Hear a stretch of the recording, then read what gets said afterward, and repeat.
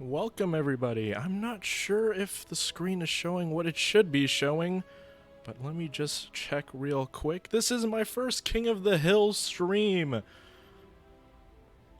want to just make sure everything is okay. Getting my phone out for the chat and seeing them. Alright, everything's showing, and it does show the Rubber Duck versus the Storm Runner. Alright, so guys, thank you so much. I finally hit 100 subscribers, and I'm really happy about that. Thanks for the support, and to think that the first, well, not the first thing, but the video that pushes me over from like the 90s to 100 was this complete meme video of just Nakai walking for 15 minutes. Yeah. It seems fine? Alright. Alright, so first off in our King of the Hill is going to be a Rubber Duck of War versus Storm Runner. And if you guys want to know the entire list of players, we have... Let's see here. I have, obviously, Rubber Duck as the first one. Storm Runner, Noob for Life, Part Map, Soerv, Geese Howard, David the White Lizard, and Ulrich Rahl, with Zemetrix in the reserves. Thanks for the subscribe, Mr. Adelmo of Ontranto. Hey, Aristo, how you doing? Alright, so first one is Gentleman's... Looking for mirror match coming up. Shall we send private message to you, Ducky? No problem. I mean... is this going to be a Lizardman versus a Dawi? First matchup is going to be a gentleman's agreement. And then after that, it'll be the usual ones. It's usually on other streams that where the king will pick 3 factions and the challenger will ban one and then pick, and then the king picks between the 2. Now, first match, I know it's tradition to do Troll Country, but let's do Ingwil. I do like this map. Yeah, I don't know. Okay, it has like 3K views for that walking the Kai, and then people are like, oh, I guess it's entertaining. Oh, they're doing a blind pick. Okay.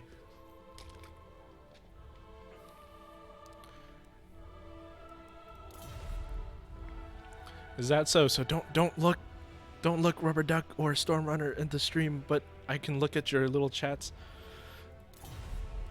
Oh yeah, blind pick will do. Works just fine.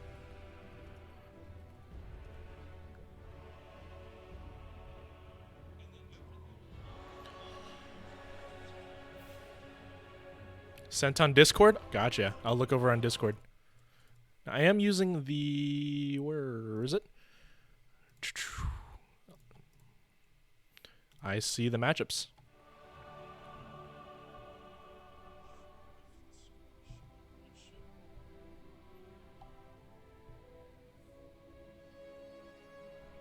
Time to mute chat. Alright. So I know the matchups. I'm not sure how you guys are going to hide it. Alright, so whenever I go over to in a little bit of... How are you guys going to build your armies and like sing without you guys seeing it? Well, for those of you watching, Rubber Duck is going to be playing High Elves, and Storm Runner is going to be playing Chaos, which is a very fun matchup. Hi, David the White Lizard. Thanks for coming by. All right.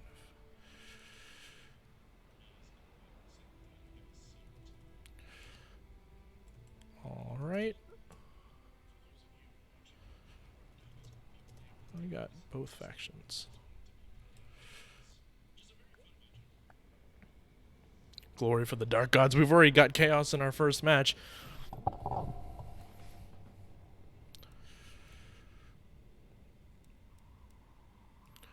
Let me just do a little finagling right here. Actually, I can get a little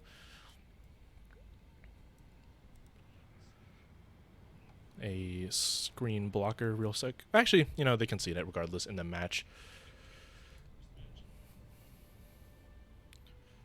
So it'll be the High Elves versus the Chaos. Now this matchup is very interesting because I would say it's usually turns into a sort of monster match with the Star Dragon and like the Star of Averlorn versus Kolek and his crew of Dragon Ogre Shaggoths. Yes, glory for the dark gods. I want to see. Hopefully, I know Rubber Duck of War. By the way, he is another YouTuber that's been supporting me all this time. So if you aren't subscribed to him, please do. He's a great YouTuber. But I do know that Rubber Duck of War loves his good old-fashioned memes.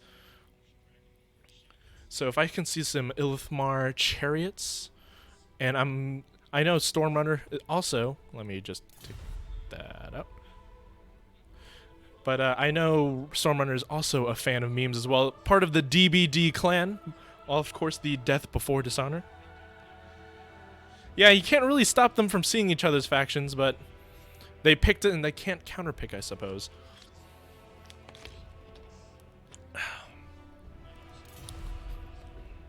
I do like to bring Chosen in this matchup. It's one of the few ones where I can actually bring them.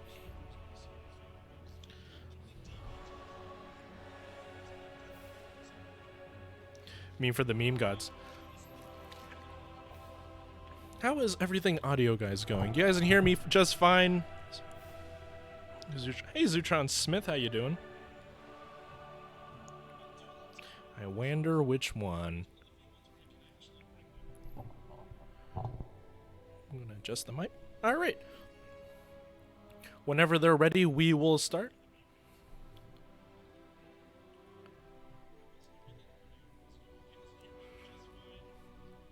Now, what I'm really wondering... Yeah, DBD does stand for Death Before Dishonor. It's a pretty common term in the 40k universe, at least. And then Rubber Duck brought it on over to the... what was it called? The Warhammer Fantasy. Hey, Vlad von Karstein. Or Scourge of the West. I remember. Yeah, it was started by Rubber Duck's clan.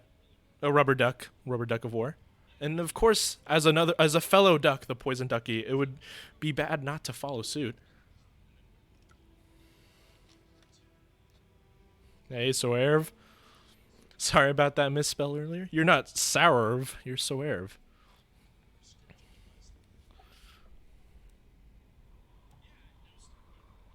You want to see Chaos Knights? Yeah, Chaos Knights are so good, but Dragon Princes just kind of like kill them. Although, honestly, Chaos Knights with Dragon Ogre support just kills pretty much everything. Alright, Storm Raiders are ready. Gotta see those Chaos Knights with lances. Ugh. Getting a charge off with those things is just one of the most satisfying. You get so much damage off of those units.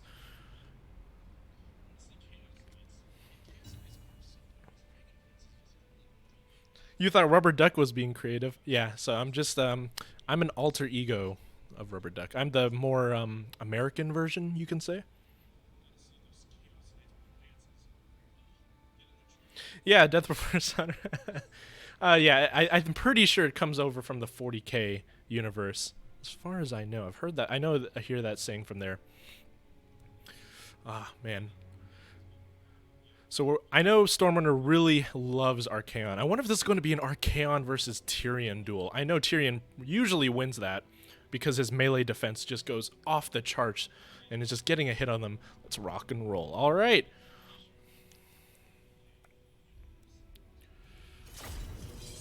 Let's go into our first match. For some reason, in terms of my computer, my solid state drive, it always takes extra long to load for the first match whenever I hop on World of... Did I almost call it World? But, Total War Warhammer. KFC Lord. I love KFC Lord too, but I'm going to put my money on Archaon because Stormrunner's a fan of him, and I'm a fan of him as well.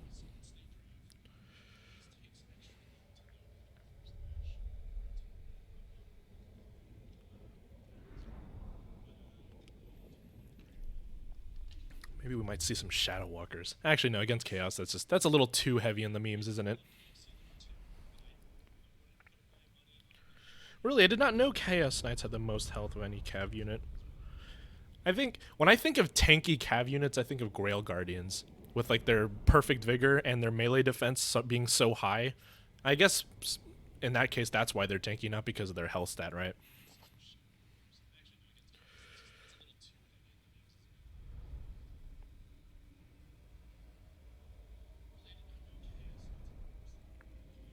All right. Doop doop.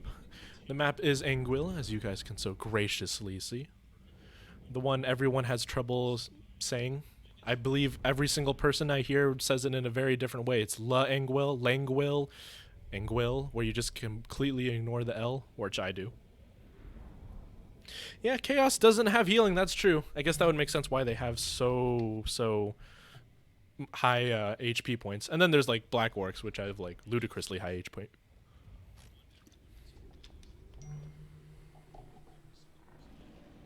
All right, so let's see who goes first. Oh god, it's a Star Dragon already. And let's see, it's going to be a Cav build from Rubber Duck of War. It's going to be how many Dragon Princes? 1, 2, 3. Not only that, they are chevroned up with some Illyrian silver helms. Is there no range to this build? Do I see no Illyrian archers?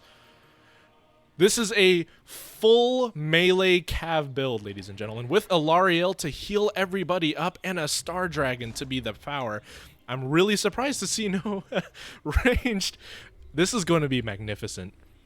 All right, so by the way, in terms of tournament rules, well, which we're being a little relaxed on, he's going to have to attack because he can't kite with the without any sort of archer play, or at least Illyrian Reaver archer play. Now over here on Chaos, we've got a meme cannon, the Soul of Damnation Hell Cannon. We're starting strong today. We have Archaon, the Ever Chosen, with his powerful set of spells, Burning Head, Flaming Sword of Ruin, and Cascading Fire Cloak. He did bring the Slayer of Kings as well, and we've got the Weird Spawn. Another great unit has Armor Sundering, which is so cool, and Physical Resistance, along with a Chaos Sorcerer Medal. So you've got 2 casters here with a Forbidden Rod, Final Transmutation, and what's it? Searing Doom and Plague of Rust. That's a lot of spells. I suppose that's why you do bring the Forbidden Rod to have like a mana battery, but I'm not sure you're going to have the Winds of Spells to use all of that. As in terms of frontline, we're going to have Chaos Warriors as like the more tough people, and Chaos Marauders as the cheerful, chappy kind of guys. We got some horsemen with throwing axes, not horse masters, and even aspiring champions. Now, I don't see these guys very often, but you know, every time I do, it's just they're so great. They're like best. They're more chosen. They're better than chosen individually, right? But they're just so bad. So, we've got a great build from both players. Oh, we've got a sneaky Vanguard deployment from the Illyrian Reavers. And am I missing anything? Another throwing axes. Now, balance of power already in favor in Chaos so far, because I guess numbers-wise, like if you're looking at the numbers, you just see, oh god, 300. We do have some Chaos Warhounds in the flanks, just in case he was like some archer played in that, but I guess they'll be using to nip at the heels of this cavalry. So, start one ready.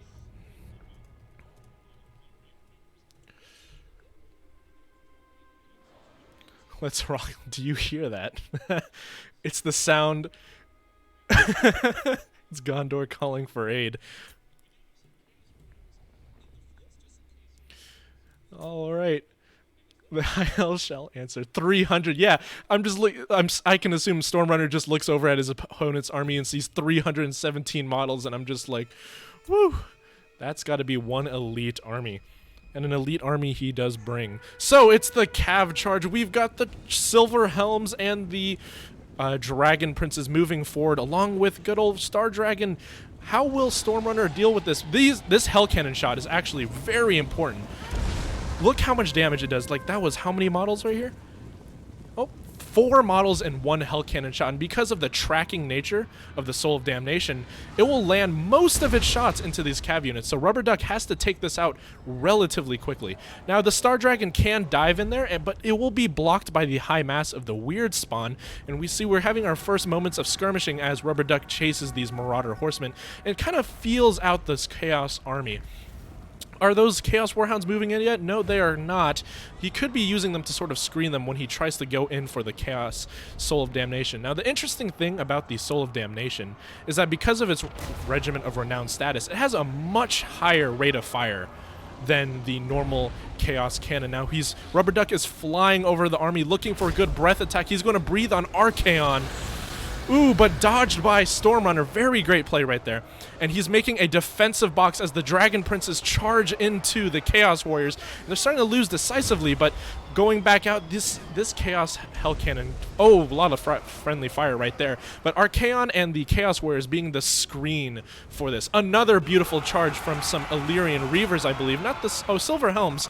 And they're trying to get in there, but the armor sundering of the weird spawn is going to make it so this Chaos Warriors can actually deal quite amount of damage. Now there's a small gap right here, and I think we've got an isolation.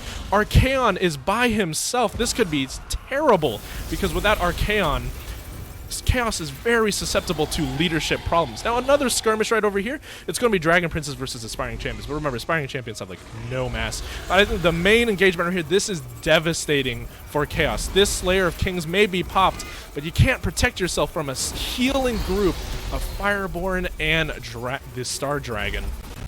Now over here, some more cycle charging. They're trying to break through these Chaos Warriors, but they're having a tough time. Really great timing with Stormrunner. He's using these, he's not mixing up the weird spawn with the Chaos Warriors because he saw that there's multiple units coming around. But here comes the unit, I believe, that's going to actually pierce the formation. It's going to hit the Soul of Damnation. It's going to be this out unit of Illyrian Reavers. Now the Chaos Warhounds are finally making it into the battlefield, and this little powerhouse build. Oop, the audio is a little dying. Let me just go up a little bit. This powerhouse build of the Fireborn and these Dragon Princes, along with the Star Dragon, I do not see Chaos actually being able to kill this. And I think the first game is going to go to Rubber Duck of War. God. That was a quick game, and that was an intense one. To think, Chaos Warriors in long combat with Silver Helms, not even cycle charging, and they're taking so much damage. Wow. Great game to Rubber Duck of War, and that's going to proc these terror routes, especially with Archaon off the field. The leadership is going to be terrible, and there you go. GG, guys. That was an impressive game. Obviously, Stormrunner was expecting maybe more of a, I would say, a infantry contingent from Rubber Duck of War, but that was, whew, that was a very fun game. GG, Stormrunner and Rubber Duck of War. Great showing. The mighty Cav build shows its fangs.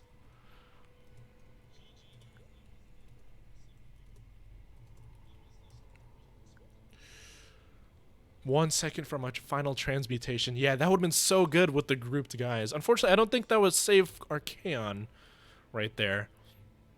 But that was most definitely, that could have been a huge game changer in terms of damage. Alright, thanks for coming by, Stormrunner.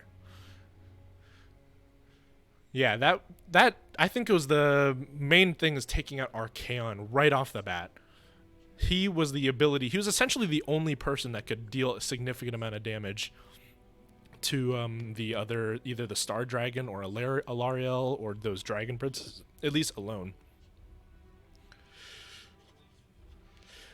Alright, so thanks for coming by, Stormrunner. I really appreciate it.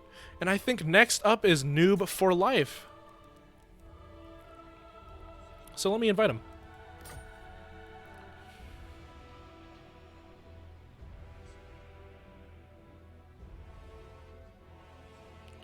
How'd you like that game, guys? I think that was quite fun. Yeah, GG. The all-cav build from the mighty Rubber Duck of War. And that's going to go 1-0 for the what's it called? This King of the Hill. So let's go. You get a little look at Streamlabs as I go and change my player 1 and 2.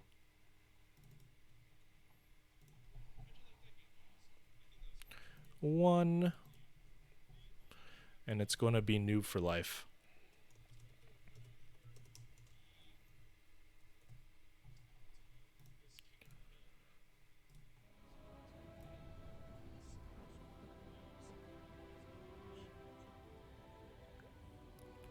Alright, Noob is here.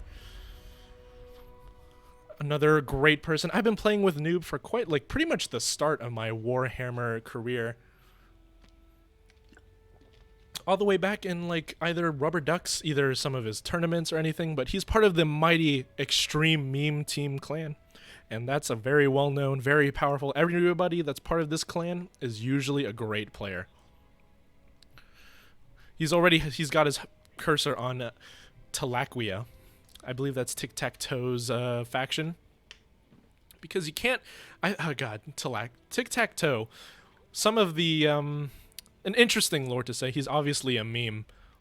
But, you know, I've used them very rarely. Actually, obviously, the Lizardman versus Vampire Counts matchup is very Lizardman favored in terms of my opinion. Yes, sir. But I do like to bring Tic-Tac-Toe in that matchup and just kill zombie dragons and Terrorgeist. It's very fun when you go with a Lizardman Air Force versus the Vampire Counts. Symmetrix, you are in the reserves. I believe you would be the 9th player.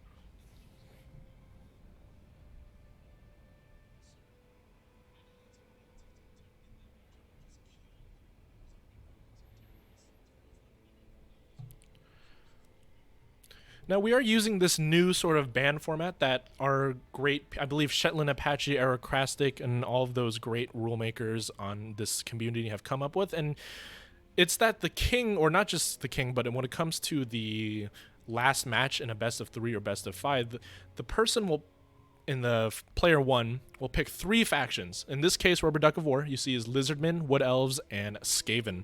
I actually don't remember seeing Rubber Duck play any Skaven in any of his replays as of late, so that's a very interesting pick. And what Noob for Life will do is he's going to look at those 3 options. He's going to ban one. So let's say he doesn't want to play against Skaven. And then he will also pick one at the same time. So in the Lizardman Wood Elves matchup, I think a great counter pick is going to be Tomb Kings, right? So you ban Skaven, you go Tomb Kings, and you go against Lizardmen and Wood Elves. Both of those, that would be like a great example. So then between the two, after picking Tomb Kings, Rubber Duck of War would be like, okay, I've got 2 options, which are Lizardmen, Wood Elves, and he's like, whatever matchup he likes the best, he's going to choose. So picks Lizardman, for instance, because I know he is a Lizardman main at heart. Yeah, finally a High Elves win. It only took an entire cav build to do it. Not a single infantry unit was in there. So, Noob for Life is going to ban the Wood Elves. And let me change the map, actually, to Altdorf Outskirts. And picking Dark Elves. Ah, yes, the edgy elves, the Druki. Map is Altdorf.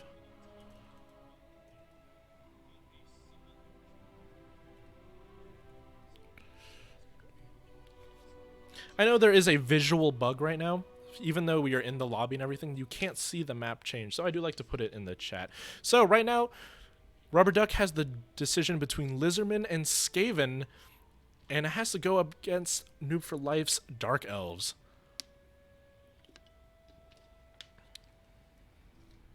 Now I would say, in this, Dark Elves or Lizardmen or Skaven, because the Lizardmen get very highly kited by the Dark Elves, I would say, because of unless the Chameleon Skinks really have a tough time actually catching those pesky Unlimited Saurus, pesky Scourge Runner chariots, and then those repeater crossbows on those mounts. God, it is a nightmare to deal with those, trying to catch them.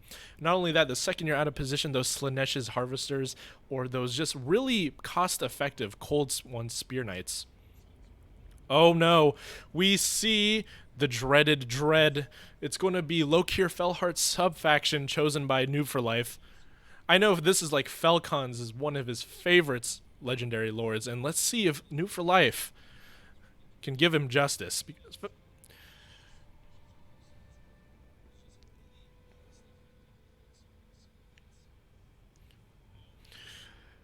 Guys, thank you for watching. I see there's 18 viewers over here. I think that's one of the highest numbers I've ever seen. So if you don't mind, I don't like asking it too much because it's like you get asked all the time, but please leave a like if you can. It would make me very happy. And maybe I'll come out with a 15-minute walking video of Wolfric just walking to like heavy metal or something.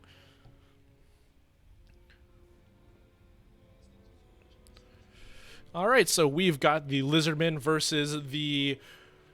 God, what is that specific sub-faction name? It just escapes my mind. Is it going to be... It's the Dreadfleet, isn't it? Yeah, the Dreadfleet. Now, I do know Rubber Duck of War loves his Arc of Sotex. Is it great in this matchup? Probably not. Is it a beautiful unit that deserves recognition and can kill all the Druki? Absolutely.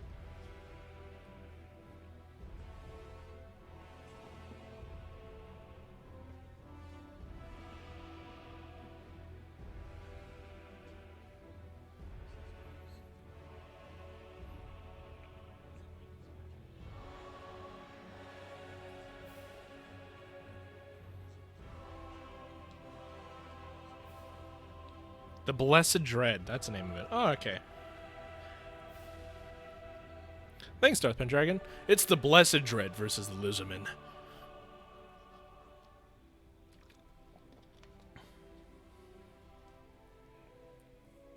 I wonder if he's going to put him on Tempest, the unique mount for Lokir Fellheart.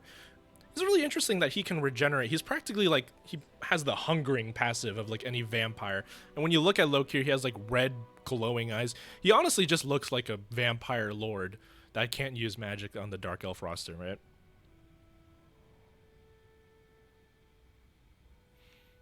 You're getting so tired all of a sudden, Aristo. It's okay. You're from, what, Germany, aren't you? It's getting pretty late over there in Europe, isn't it?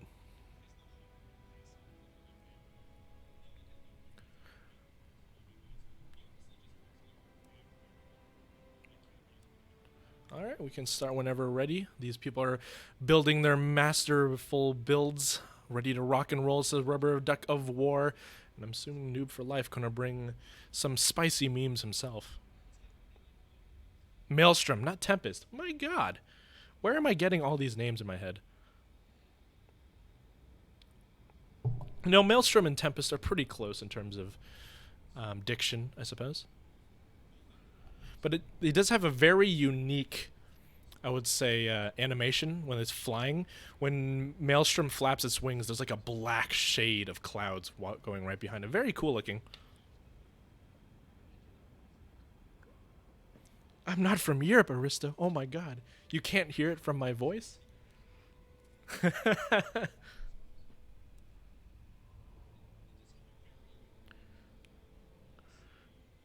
Not sure how this is going to work. You know, Rubber Duck of War is a huge fan of his salamanders. The old ones always have a plan. Why am I smelling Nakai? Am I smelling Nakai right now?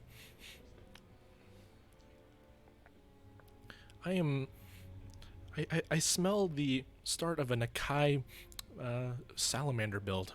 Where's it coming from? Tempest Alberic mount. Alright, yep. Nothing like confusing Alberic and Lokir's mount.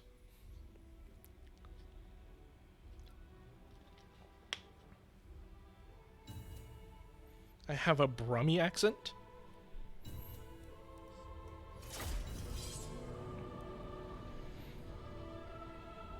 In terms of location in America, I am actually in the South, specifically the state of Georgia. So I should talk like this. We're going to start this replay in Altdorf outskirts. But I wasn't raised like that, even though I lived in primarily the South.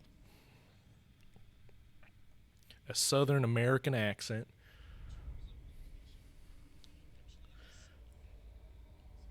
We have what? Everyone else are like Californians, aren't they?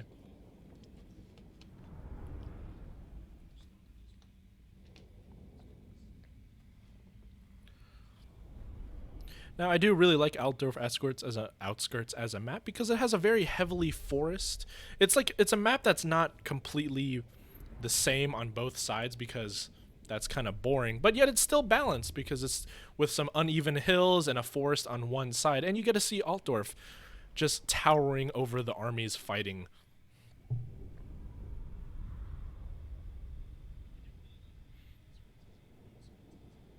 I haven't really heard of a Brummy accent or a Broomy accent in the USA. No one really says that, or at least not in my experience. All right, let's go with our unit. Oh, I've already seen some mighty things. All right, so for Rubber Duck of War playing the Lizardman, we've got some skink cohorts with javelins. Skink cohort, so a lot of javelins. So let's see, that's 4 in total. And a normal skink cohort got us cheap front line with that. But Feral Cold Ones. This is a very wide build from the Lizardmen. Feral Cold Ones I tried to use, but they're kind of like squigs. They rampage and they run very fast. We've got some Cold One Spear Riders. Now that's the anti-large and Horned Ones. Look at these stats on the Horned Ones. It's going to be 45 and 20. The melee defense is not as high as I would think, but 45 melee attack and 60 weapon strength. That's armor piercing. With a decent charge bonus, these guys are not the most competitive unit in the game, but definitely a powerful one. So we've got Krokgor on a Carnosaur. Does he have the Hand of the Gods? And there he just moves. And a Skink Priest of Beasts using that beautiful Manticore summon. The lore of Manticore summons, as Park Map would say. So we have a pretty spread formation. I don't see any Saurus in this army. So the comment earlier of the unlimited Saurus warriors was indeed a trick. Now, over here in the Dark Elves, the Blessed Dread. It's Lokir on Maelstrom, as we said earlier. He's going to have this dreaded duelist, and he's going to have the armor that makes it so that he replenishes hit points while in melee with an extra boost of melee defense. We have the Blades of the Blood Queen, the anti-infantry gods of this game. They just completely and utterly blend anything in their way. But with the few infantry units that the Lizardmen bring, we'll have a hard time getting value unless they just, I don't know, they will probably get cycle charge now I think about it. We've got some Blackguard of Nagron, probably the best halberd unit in the game, since they have not only immune to psychology, but they're just super high leadership, and whenever murder prowess goes, they're almost unbreakable. A unit of the Knights of the Ebon Claw. Now this is an interesting pick. Not many people bring it. A lot of people love them. There's a very love-hate sort of consensus about this. A lot of people think this is a powerful unit, but some others just do not think it's good for the price. 48 weapon strength with a good amount of melee attack and a very high melee defense. This can be a pretty good melee cavalry in this case. So where is the magic for the Dark Elves? Am I missing something? Oh, right there. It's going to be the Sorcerer Beasts bring the lore of Manticores. So 2 lores of Manticores. We got some Slaanesha's Harvesters out in the flanks, and I believe some just normal Dark Riders with shields. Am I correct in that there is no ranged units? Oh, wait, no, there is 1 Dark Riders with repeating crossbows.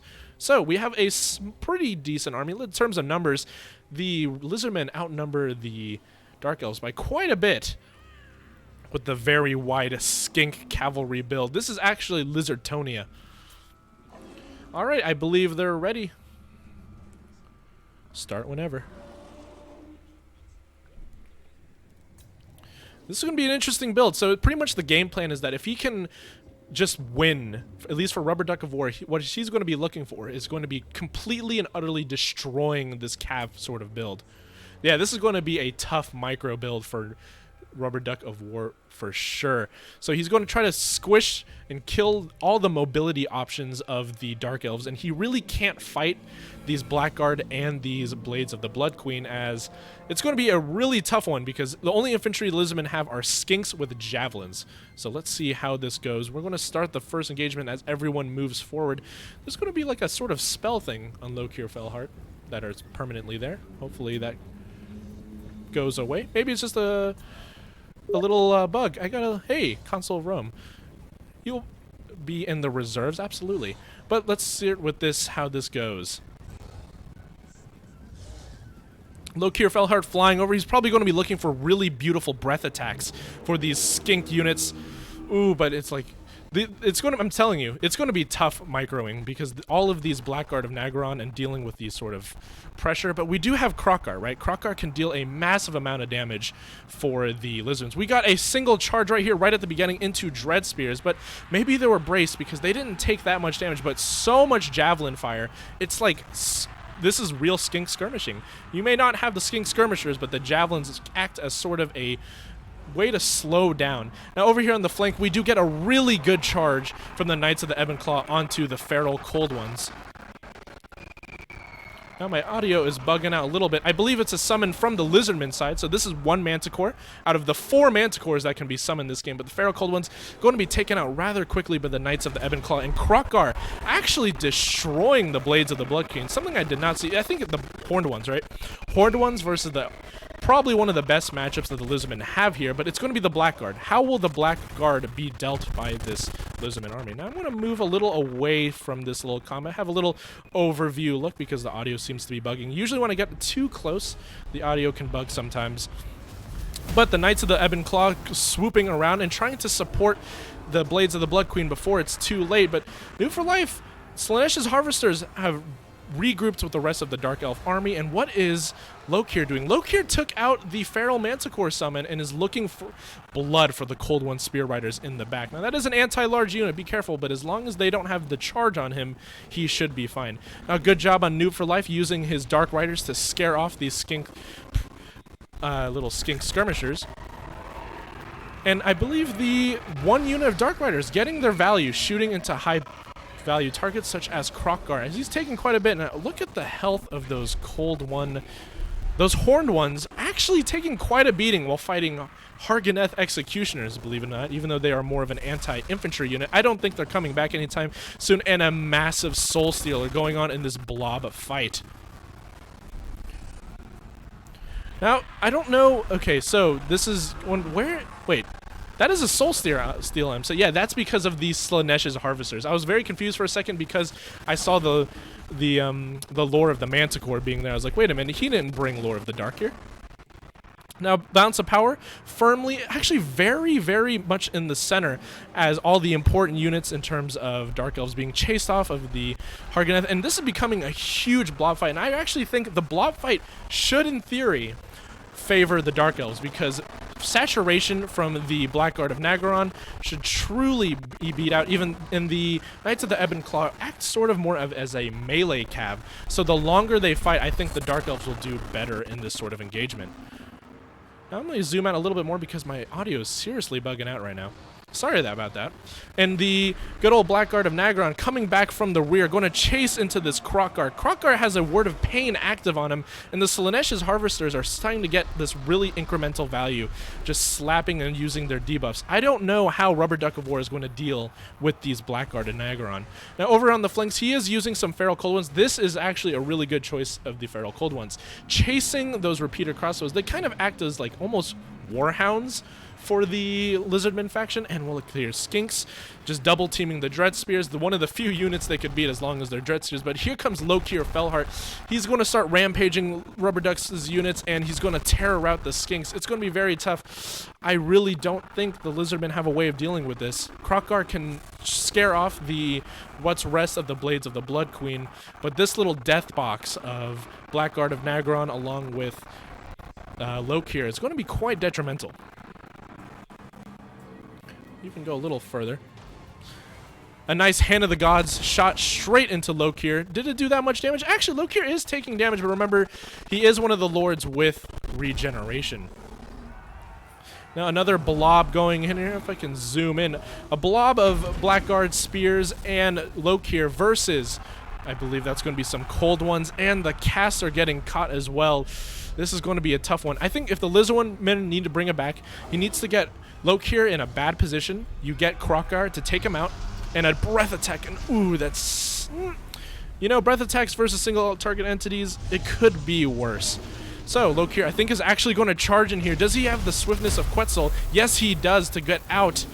And it's going to be the duel. Oh, we got the animations as he gets slammed down into the ground. I love the animations. The unique animations only a few units have against each other.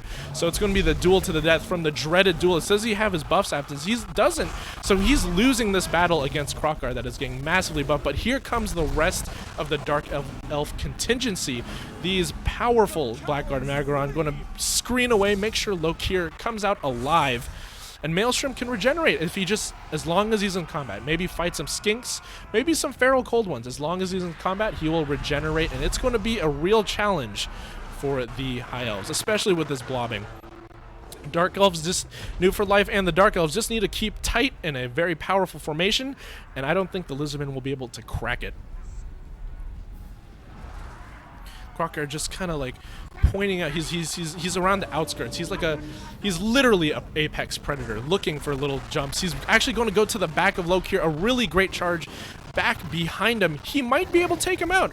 If Rubber Duck of War takes out Lokir, this is one of the few ways I think the Lizardman can bring this match back.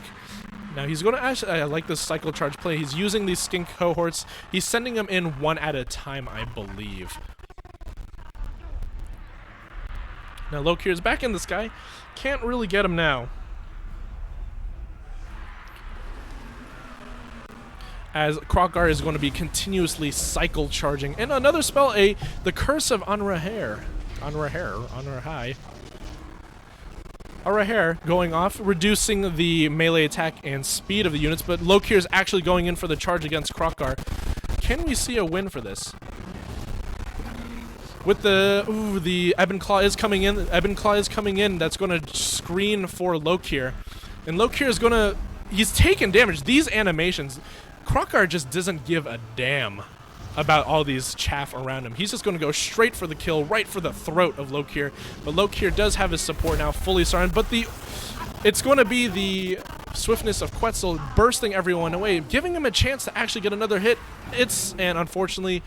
It couldn't quite make it. Really great game to both Rubber Duck and Noob for Life. GG to them. Alright, so let's look at the units and how they did. The horned ones, they did 49, 57 kills. Yeah, it's just those Blackguard, right? Having no way of dealing with those Blackguard and Nagron is quite an issue. You couldn't have any single entity other than Krokgar to cycle charge him. That was a really great armory pick by Noob for Life, specifically against an all-cav build, right? So GG. Thanks for coming by, man. Yeah, GG.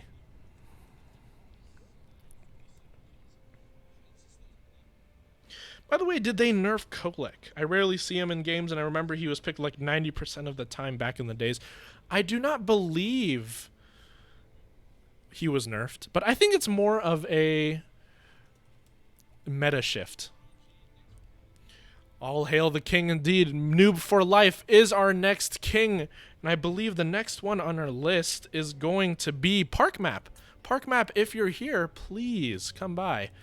Now, Park Map is a great friend, mainly because we are sparring partners. We're all both working in the freshly chosen tournament. We're both under Aristodemus, which is also in the chat. He's our sort of mentor and our teacher of sorts. Hey, Park Map is here. Now let me change the names real quick in my Streamlabs. So this is going to be Noob for Life on the left. Noob for Life. And let's have Park Map right here.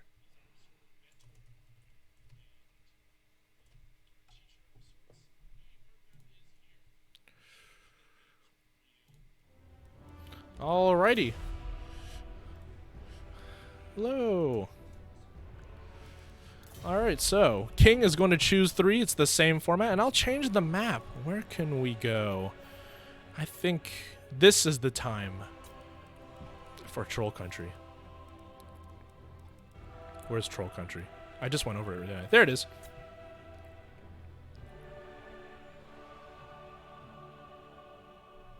Yeah, Dark Lord Aristo, the mentor to both Park Map and I. Thank you so much. All right, let's see how Noob is going to go. All right, Noob. Noob picks 3.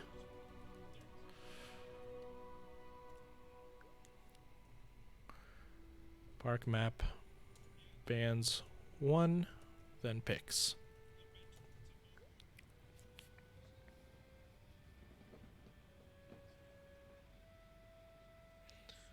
Sure, Slan Gold is most definitely a good map. I completely believe you.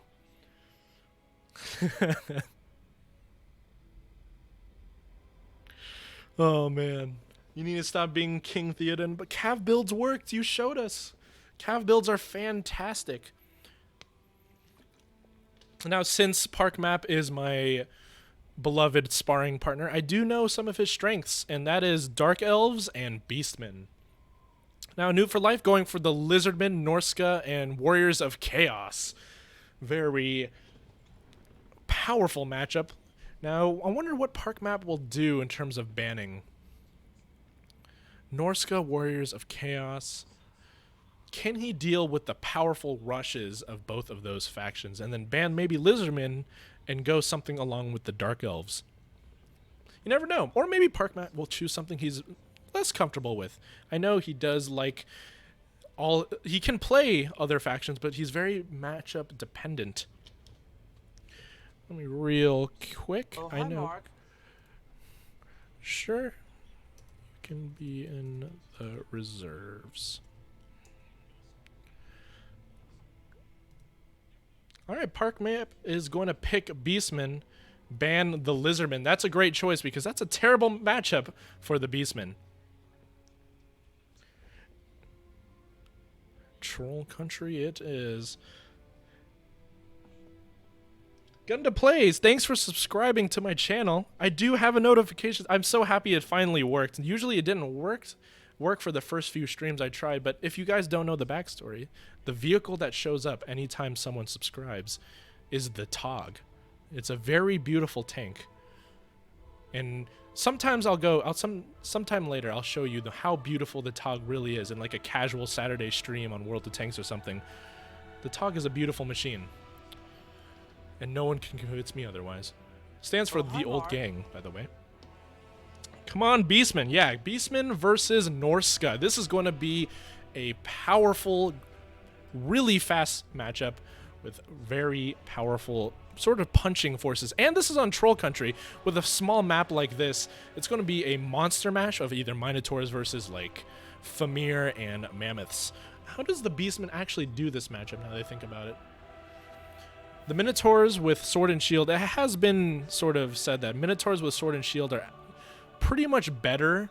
The best form of Minotaur. They're the most balanced, and they can deal the armor-piercing damage that they don't really need a bonus versus large like the other Minotaur, the Great Weapon Minotaur. So a lot of times you'll see Beastman players bring just the Sword and Shield, especially the Butchers of Kalkengard. You bring the Butchers of Kalkengard, you terrify all those Norscan infantry, and you just go for the throat when going against either Wulfric. But I know, here's a little inside knowledge. New for Life is very well known for bringing Throg. He really does love his Throg. You were going to go for a Salamander Razordon build, Rubber Duck. Yeah, that is like your, I want to say that's almost like your signature build at this point. You have some really great Salamander and Razordon play. Double Gorbel versus Norska. Yeah, that makes absolute sense. The anti-large Gorbel, as long as he doesn't get flung off into space, right? He'll be just fine. He deals so much damage, and just the single model damage that he does is insane. I wonder who would win. Well, probably the Gorbel would win versus a Gorbel versus Werkin, wouldn't it be?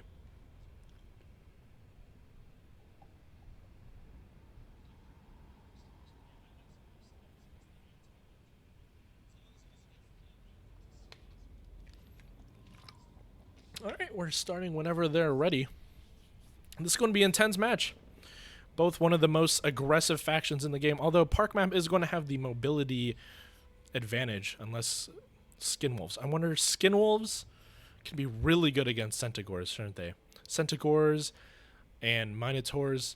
I think in terms of matchups, I want to say that it might not be favored for Norska, but it's certainly easier for Norska to win this matchup. It's going to take less micro for Norskins to get the advantages out of their units, while Parkmap is going to have to be very careful with his engagements, because one champion, like one debuff from either Wulfric or actually Throg is like, he's all right, but like one really bad engagement is essentially the end of the Beastman. Well, all New for Life has to do is really stick his Famir and his Marauders quickly, stick them together more so, and they can become sort of a death squad of Famir, Mammoth, Marauders.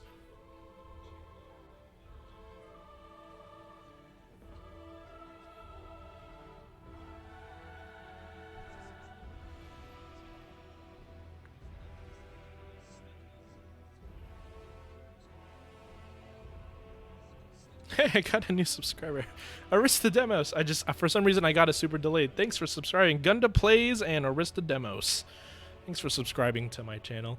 It's good to know that my teacher, my mentor, my Dark Lord is here to subscribe to my channel. And I know Gundar Plays is actually Lord Zeus.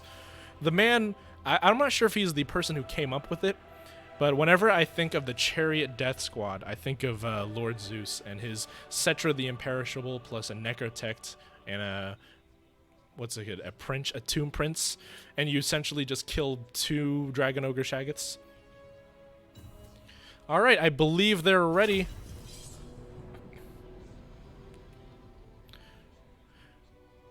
I think next map will be Tower of Hoth. I really do like Tower of Hoth as a map. And let's see this matchup. I wonder if Parkman's actually going to go for a kite. Kiting is a possibility. This matchup is really fun, I think, because there's so many different builds you can do. You can either go with like a Cygor kind of kite build as you walk back. I guess on Troll Country, maybe not. Or a Minobus, a Centaur flank, sort of hammer and anvil.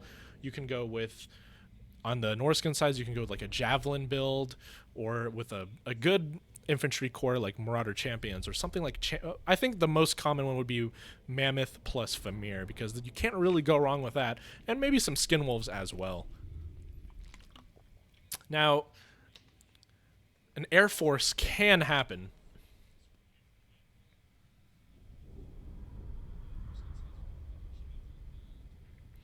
Aristo, see, he's slowly but surely trying to, like, taint my mind. I haven't noticed it yet, but it's kind of like, it's slow but sure. This stream, we're going to have normal maps. The second stream, we might just have, like, okay, maybe less competitive maps, right? And by the end of, like, I don't know, the 4th or 5th stream, I might have people, like, fighting on Slon Gold. You never know.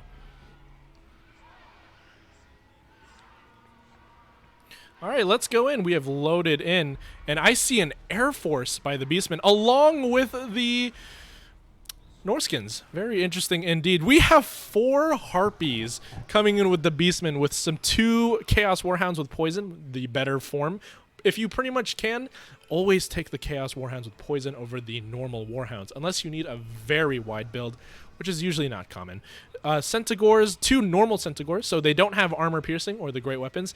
Is this a giant pick, along with 3 Ungor Spearmen Herd? This is a really cool build.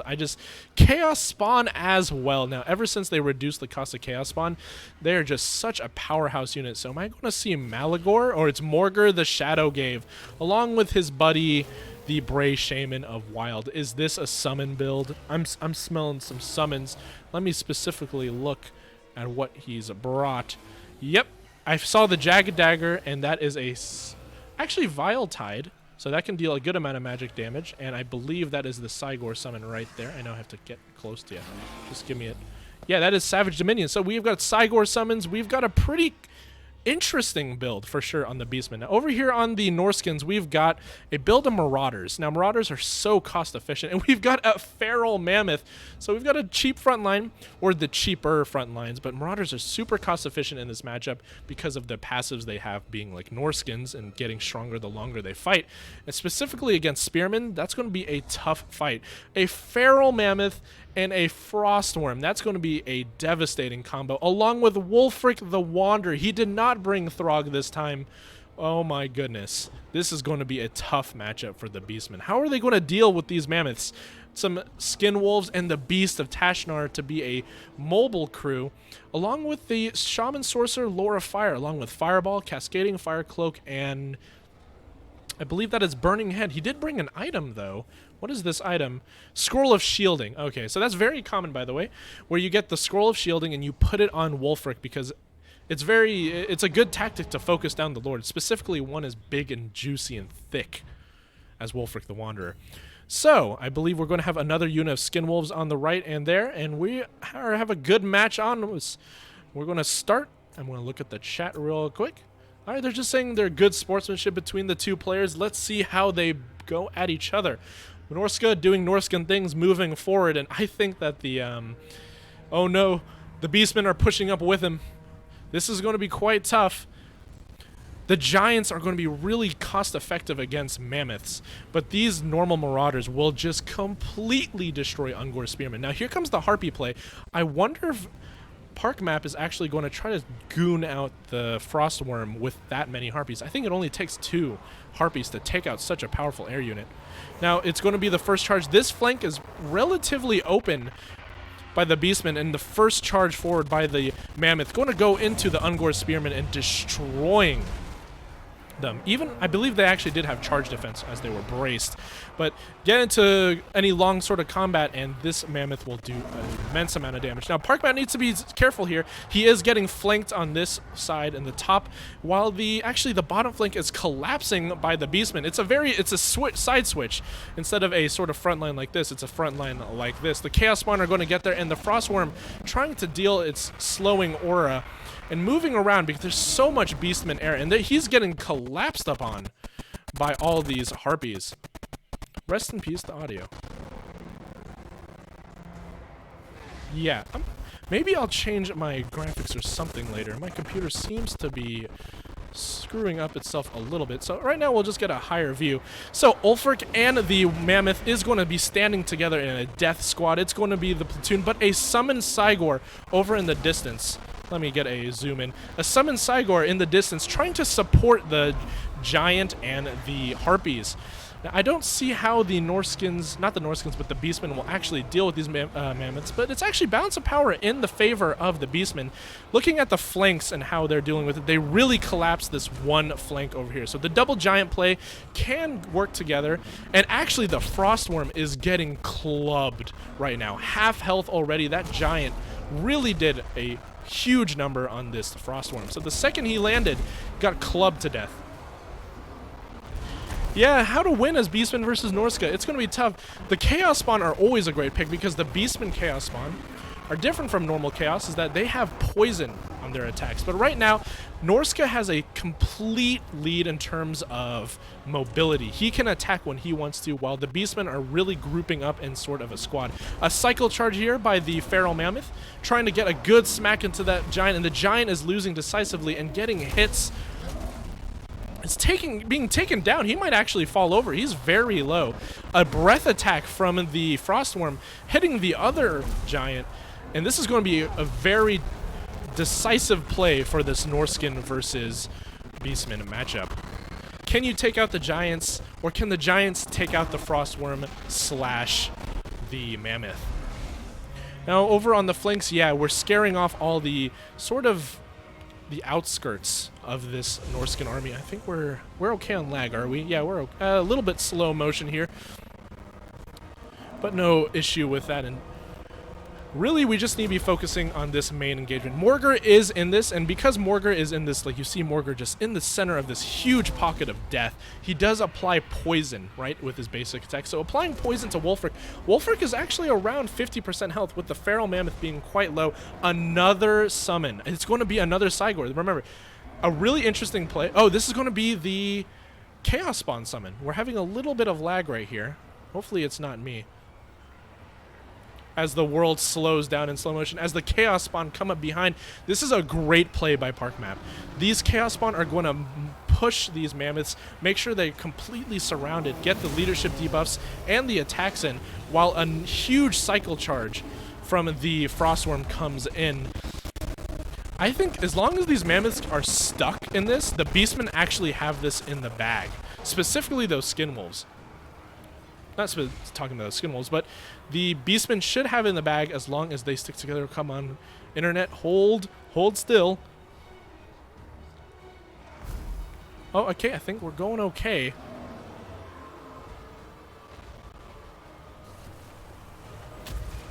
Let's make sure nothing is too bad. Let me look at my internet.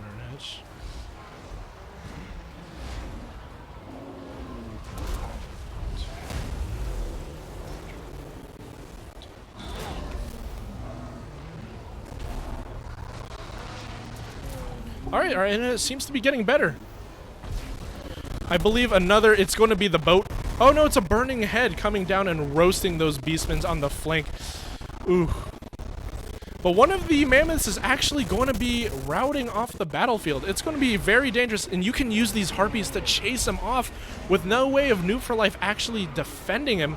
Balance of power greatly in favor of the Beastmen. This double Giant build My god, something I would bring against like the Lizardman is actually doing wonders in this monster match. As long as the poison of Morgar and everything, the surround by the Harpies, who would have known Harpies would have been such a good unit in this case? They're all shattering. I believe army loss is starting to go, and this match is going to go to Park Map in the Beastman. Wow, that was a great match.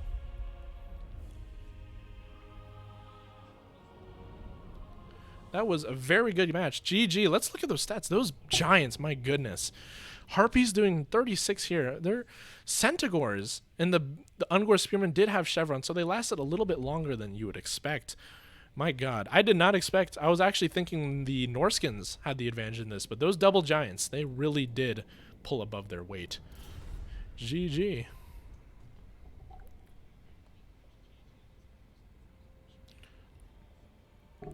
All right, that makes Park Map our king of the king of the WAAAAAAGH, actually. The WAAAAAAAGH! I'm Grimgor. Welcome to this king of the WAAAAAAGH. We're fighting for whoever the chief of the Black Orcs. Alright, Park Map being our king. GG to him. It's good to see. Next up is Soerv.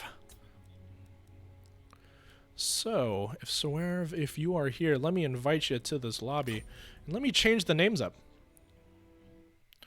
So, Park Map will be the king, who has 1 win. Is it going to be one of those Curse of One kind of streams? And we've got Soerv, not the alert box, silly.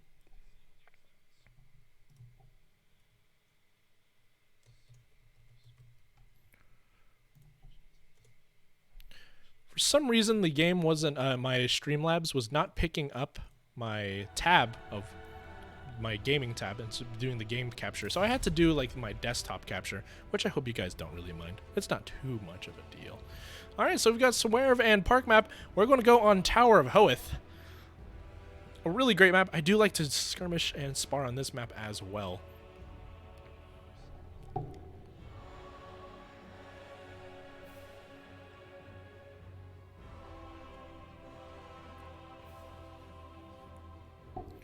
Again, guys, thanks for coming by to the stream.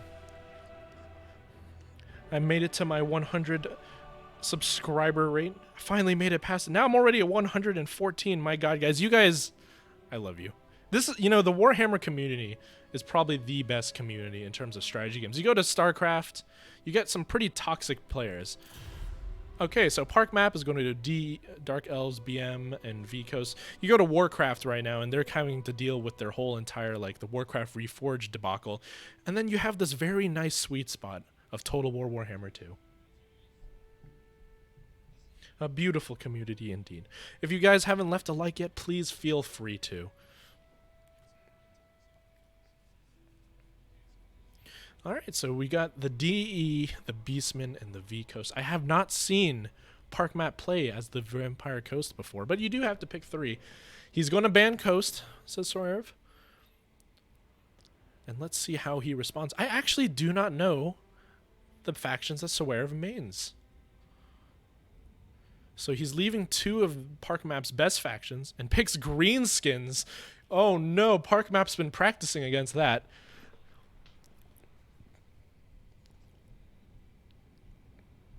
Let's see. I actually expect Park Map to bring the Greenskin. I mean, just do Beastman again. On the Tower of Hoeth, too, with such a huge forest line on the right side, this would be quite devastating.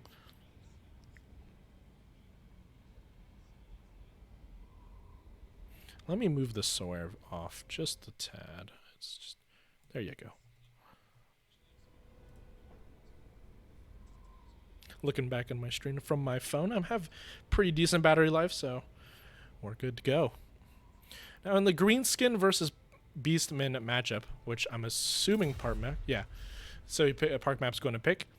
We did practice this one earlier, and Aristo was there to watch. It's essentially Greenskins have their DACA lines, and Beastmen have to essentially literally punch a hole through the Greenskin wall to get into the back line of DACA or archers or anything like that. It can be quite tough. It's pretty much dependent. Can the Beastmen break the front line very quickly? That's the number. If they can do it quickly, get into the Daka, they win. If the Greenskins cannot defend long enough, they essentially, like, the Greenskin Daka will just shred Minotaurs, any sort of like Centaurs, anything like that, especially with their Forest Goblin Spider Riders to defend the flanks and nasty Skulkers to slow everything down. It can be quite tough. And particularly as Greenskin is probably one of my better factions, I do like to bring a lot of Savage Orcs specifically. Giant versus Giant action on this matchup. Yeah, you can definitely happen to do that. I agree with the Giant pick too as well, because you don't want to bring the Spider. The Spider is a little too susceptible to Minotaurs in my opinion, and Gorbel. Thanks Rubber Duck of War for coming by. Remember, he is a YouTuber. Please subscribe if you haven't, but I'm sure all of you already are. So, thanks for coming by, Rubber Duck. Quack quack to you, and good night. Thanks for the words of encouragement. All right, so we've got Park Map ready, and so I'm interested to see what kind of Greenskin build he's going to be bringing to this matchup, because I have a tough sort of I have a tough time with this matchup myself.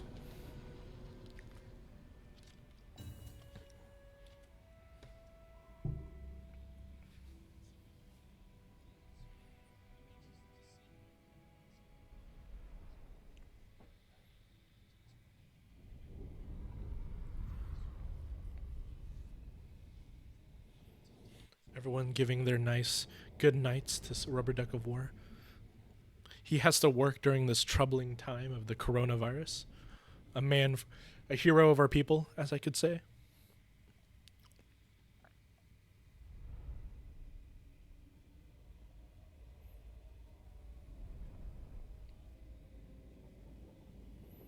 All right. I kind of forgot what he did, but I know he does have to work during this thing. Well, obviously he said in the chat earlier.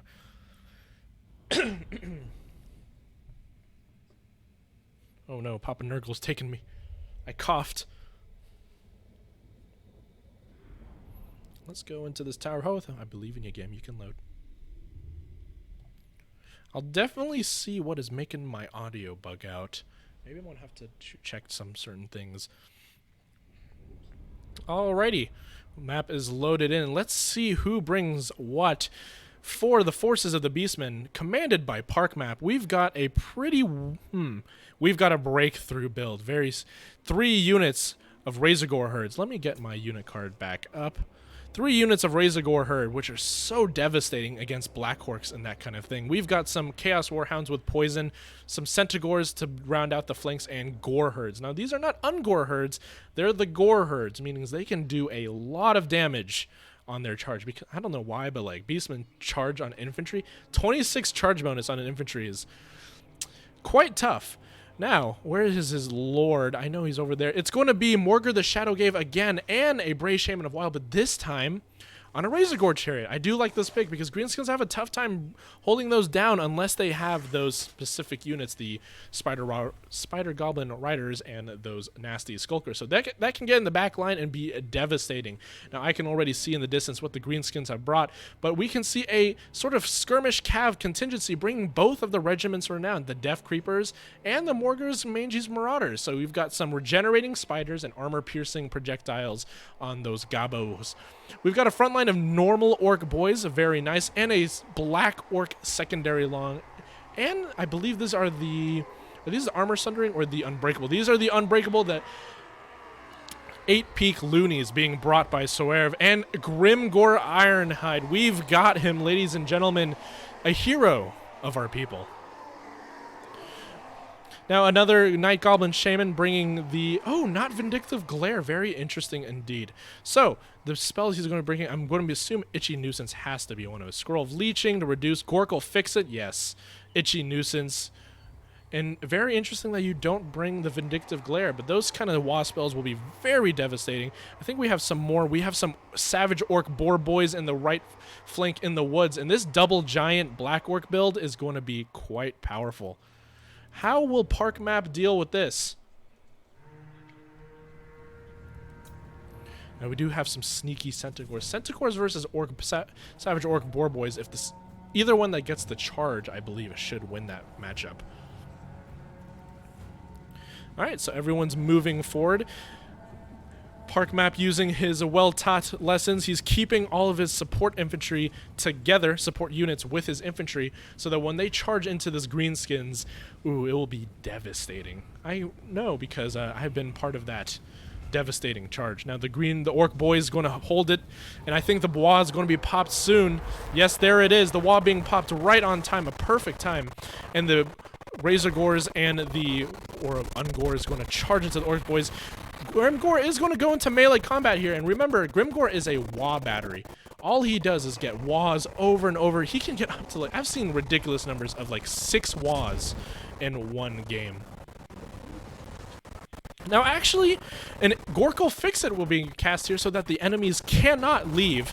And this would be a really great charge. I actually don't know who will win in the charge. This Black Orc plus Giant contingency is going to be devastating. I don't think... So what we're going to have here is pockets of winning and losing.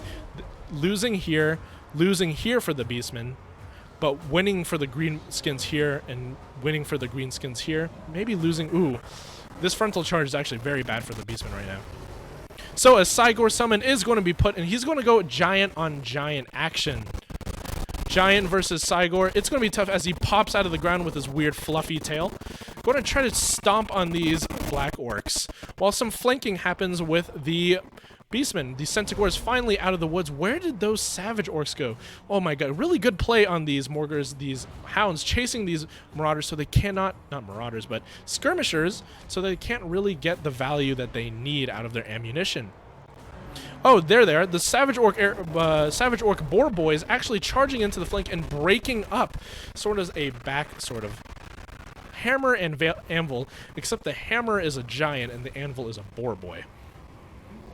Having a little bit of lag as the 8-peak loonies get to spring their little crazy thing that I'm going to get a little close to this one. They have dwarves. If you haven't noticed, only the Regiment of Renown, but they have dwarves on the end of those chains flinging around.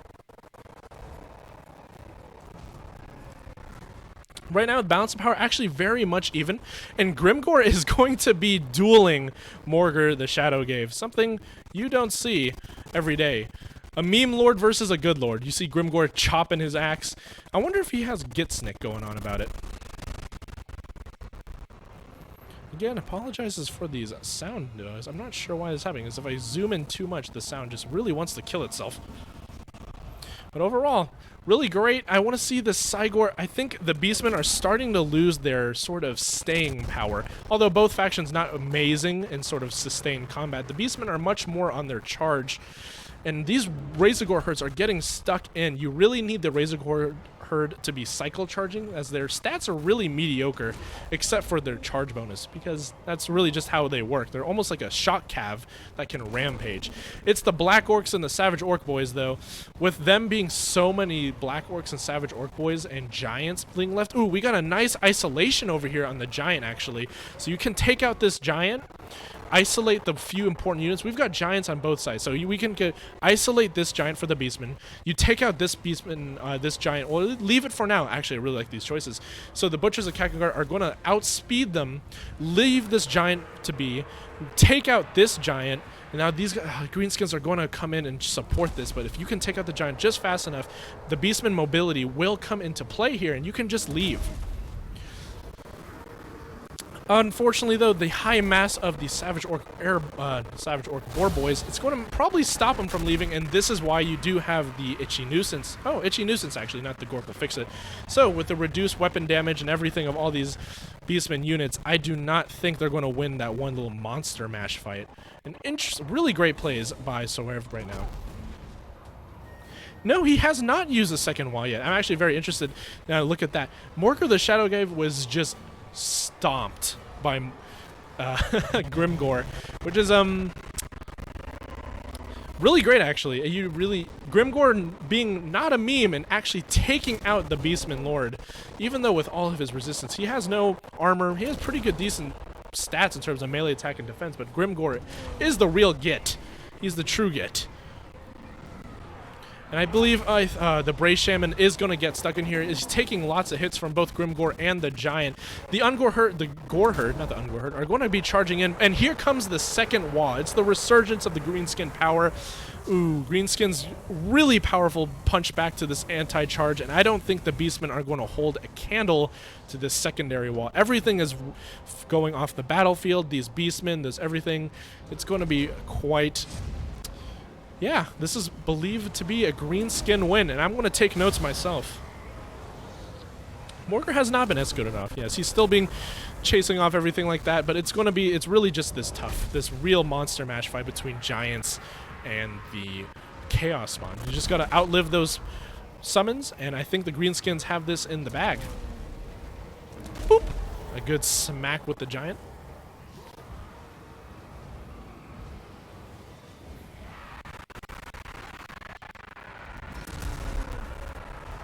I think that's going to be a GG. Army losses should proc soon. I don't see how Beastmen could bring this back. Yeah, the Blackworks being so powerful here. Centaurs don't have the armor piercing to deal with them. He is cycle charging them, which is really great micro there. The Death Creepers and the Morgars, Mages, and Marauders, are they back on the field? I believe they are. And the Unbreakable Night Goblins just being the nice support for this sort of Death Star. Yeah, it's really just a Death Star now. It's a Grimgore Death Star. Who would have seen that coming, right? Grimgore versus literally can kill everybody. God, the second wall being popped is so powerful. We got some Beastmen units coming back from the periphery, but I don't... It's going to be tough. So it's going to be a lot of cycle charging. I don't think we have any way of dealing with the Giants, and that's going to be a tough one. I think we're having a... Other than Rubber Duck of War, every single king has been dethroned after one match. Let's see. Rubber Duck is going to be... so far, the best king at 2 wins. There goes Morgar the Shadow Gave. An unfortunate fall for the Beastmen of Chaos. We still do have some Butchers of Calcart. A really nice unit here. I just love him in this matchup regardless. And the Itchy Nuisance is going to be devastating. As they can't leave. And if you can't leave as a Beastman, that is a tremendous loss to your mobility. Some more Archer Fire coming by, and it's another Summoned Cygor coming to slow the 2 Giants. I really love the Summoned Cygor. It's literally you summon a low-budget Giant that can throw rocks, right?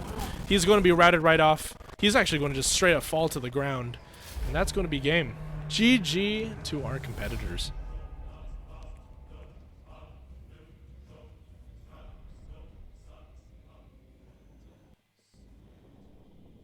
All right, let's look at our units. Those Centaurs did a number. Look at those. The Razorgores doing great numbers too. Unfortunately, the Butchers not so much. But a lot of damage, a lot of high kill counts on these numbers, but it's going to be the Giants. The Giants and the Black Orc Blob, along with Grimgore, is going to obviously be the MVP right here, with high kill counts numbers on both sides. That's a very fun matchup in my opinion. GG to both of you guys, and great for coming to this King of the Hill. GG. Alright, so after Swerve, we've got Geese Howard. Let's get Geese in here.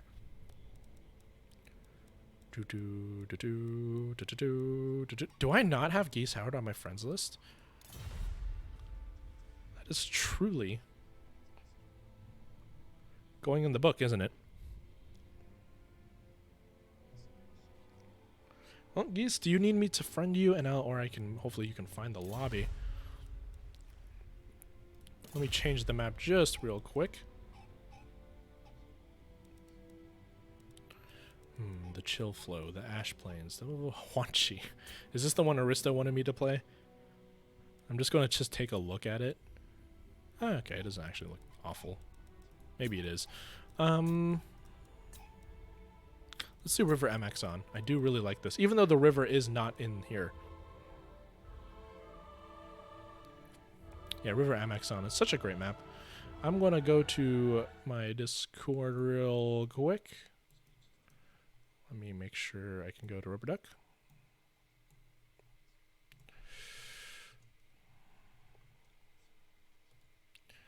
You are up.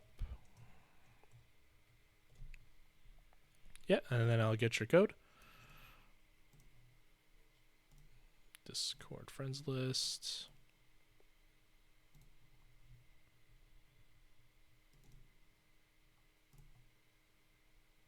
Send invite. All right.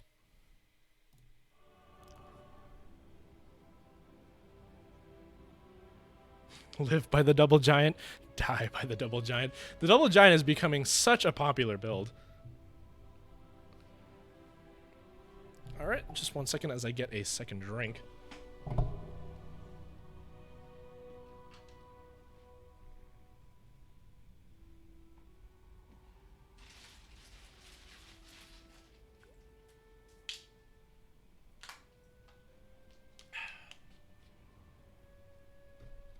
Out of 10 off factor. Just water. All right, we got Geese Howard here.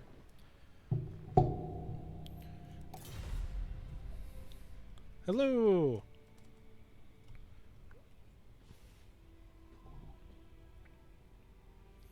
Good night, Aristodemus. Thanks for coming by the stream, man. The Dark Lord of both Park Map and I.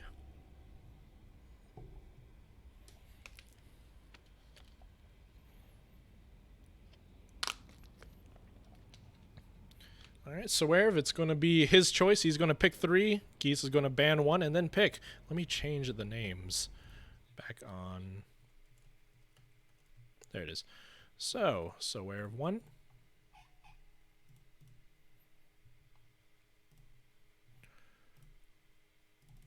And we've got Geese Howard.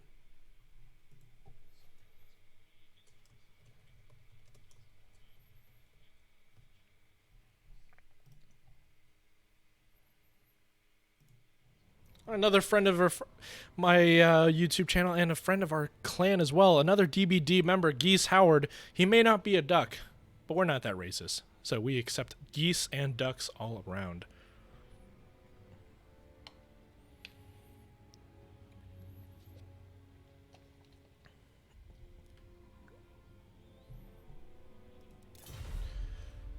Geese Howard will ban Norska and go Beastman. So we're seeing a lot of Beastmen this stream. Let's see how it works out for them. They have a pretty good win rate, right?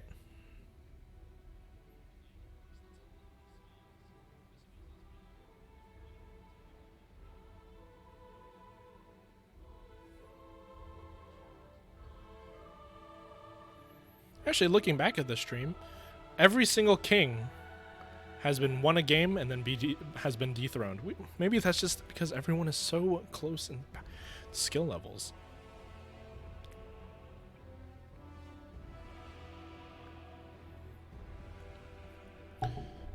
Whoa, am I seeing the Dawi here? Oh my goodness. The Dawi have been chosen versus the Beastmen. I've seen these a lot in other streams, and I must say, the win rate for the Dawi in this matchup is quite abysmal. The Dawi just do not have a great... Man. Every time I see it, because what Beastmen usually goes, they get their Razor Gore herds, and they completely and utterly destroy the front line, right? And then they have like 2 or 3 Bestigors, and they kill everything else. So how will the Dawi try to do it today? So I've seen, I believe it was Grombrindel or Undertaker in that case. What he would do is just go a complete and full great weapon build where he just goes a bunch of Longbeards and infantry spam, in other words, the Dawi Tide, and just completely overwhelm, or at least attempt to overwhelm the Beastmen. And then Harpies being on the Beastman list essentially just completely and utterly takes out gyrocopter play. Harpies are just super cost effective and they don't lose models quickly versus like gyrocopter shots. So it'll be tough for them for sure.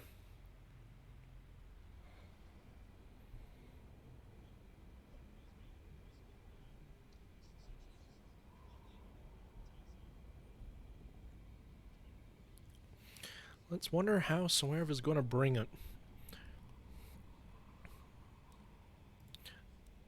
The map is River MX, which has a good amount of hills and sort of a choke point in the center. And you can use a choke point right here in the outer skirts.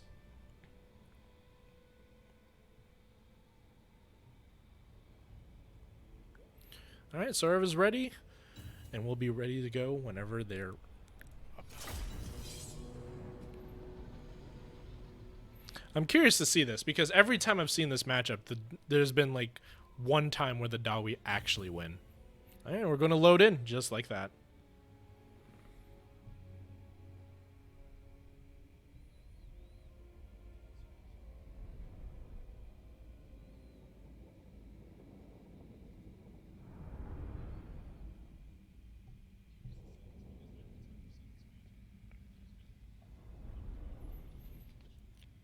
River MX on. One of the classic maps. I see a lot in tournament play. As I get my voice correct to introduce these armies for you. Sitting in my nice comfy chair.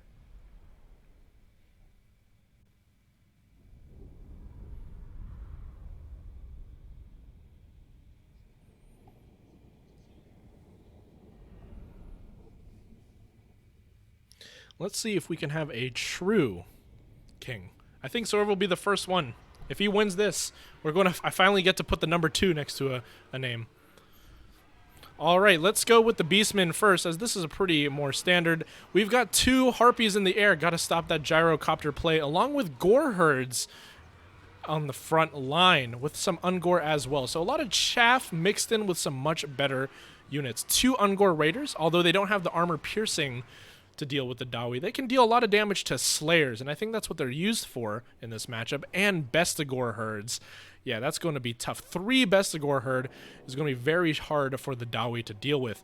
We've got some Razorgore Herds to break the lines, and I believe, where is their leadership? It's going to be a Gorbel, along with a Bray Shaman of Shadows, so you're going to bring that Pendulum in this sort of matchup. And a just Kazarak the One-Eyed. We have not seen him yet this stream. He's quite a cool guy. Not on his chariot, but a very powerful combatant itself. And by the way, for those of you wondering why they choose Gorbel, is because his animations are really odd, and they push people out of blobs. So if the dwarves try to do a blob build, what the Gorbel will do is use his combat animation, and smack one like Felix or maybe Godtrick out, and then at that point you kill them. Now over here on the dwarven side, we've got a classic sort of multi-layer Dawi build. We've got dwarf warriors and some Longbeards with great weapons in the back line, along with Thunderers. So these are not miners with blasting charges. Interesting case. A lot of people like to bring them. They're chevroned up, but they don't have the blasting charges. A lot of people do like them. I think we do have Godtrick here as leadership and 2 cannons. Ooh, how are the cannons are going to deal? I guess they can deal with the Razorgore pressure. We got some Slayers because they're great. 3 units of Slayers, including the regiment out, the Dragonback Slayers, and Thunderers. Where's the other leadership? Is it a Runesmith? No, it's just a normal Dwarf Lord. A cheap Dwarf Lord would just stand your ground. No items or anything. Very interesting Dawi build. He's going to try to weather through the storm of the front line and shoot them. It's going to be tough. We do have a Vanguard deployment Ungor Herd right in the corner. And let's see how everyone approaches each other. Let me just look at chat real quick. GG's and good sportsmanship all around. And the cannon shots are starting. And right now, they're actually focusing Kazarak the One-Eyed, the Footlord of all people. Not the chariots or the Gorbel. Actually, maybe he can't see the Gorbel. Yeah, he can't see the Gorbel quite yet. So, and with... Oh man, this is going to be a tough map. Like, look at this. The Razorgores can really just run through the force, and they won't get any shots from the Dawi as they move forward. How will they deal with this indeed? So, the Ungor Herds, he's moving. He has like almost a full surround. If you look at the mini-map right here, look at this spacing by Geese. Like, that is such, like, really, really great spacing by Geese Howard. Really nice surround. When they collapse on this Dawi sort of defensive build, it's going to be devastating to see the least. But, you know, Godtrick can kill this Gorbel. As long as Gotcha kills the Gorbil and kills any sort of cavalry play, he doesn't have any smoke bombs or anything, or any Rune of Wrath of Ruin. First volleys of the Bestigor herds getting shot at by the Thunderers. Actually, I disagree with this play by Geese. You should be sending out your Gore herds first, not your armored, unshielded units. A great dodge by the Thunderers and Swerve, dodging that pendulum and lose no losses for that amount of winds of magic. Now the Harpies are going to come in and they're going to try to, I'm assuming, going to try to stick the cannons so they don't longer can shoot, but the Slayers are ready. He's pushing back a unit of Dwarf Warriors to deal with the Ungor herd, and he's having the Dragonback Slayers pushed and killed these Harpies. Really great plays. Oh no, it's a mispositioning. The Ungor Raiders are moving up towards the miners, but they're running. They're faster. It's okay. They will not be caught. Well, this one moves up as well. We're starting to see our collapse in our sort of total start of the Beastmen. The right side is really collapsing with their Bestigor herds. Where are the Razorgore herds? There they are, the Razorgore herds over here in the forest, finally leaving, and they're probably going to charge into these cannons and shut down these gun lines of the Dawi. Now, Kazarak One Eye is taking a little stroll through the woods. He's he's very nice and peaceful walk. He did get smacked in the head by a cannonball earlier, so maybe he has a concussion because he's taken a long time to get to this battlefield, as everything is pure chaos, as everything starts getting mucked up by good Harpy play and good Chariot play, along with the Razorgore herds. Now, Razorgore herds are actually fighting Slayers right here, which is really bad, but that's why they run. They haven't quite gone berserk yet, so the Slayers cannot get their real damage, and if they're fighting Ungor herds, they actually trade very poorly.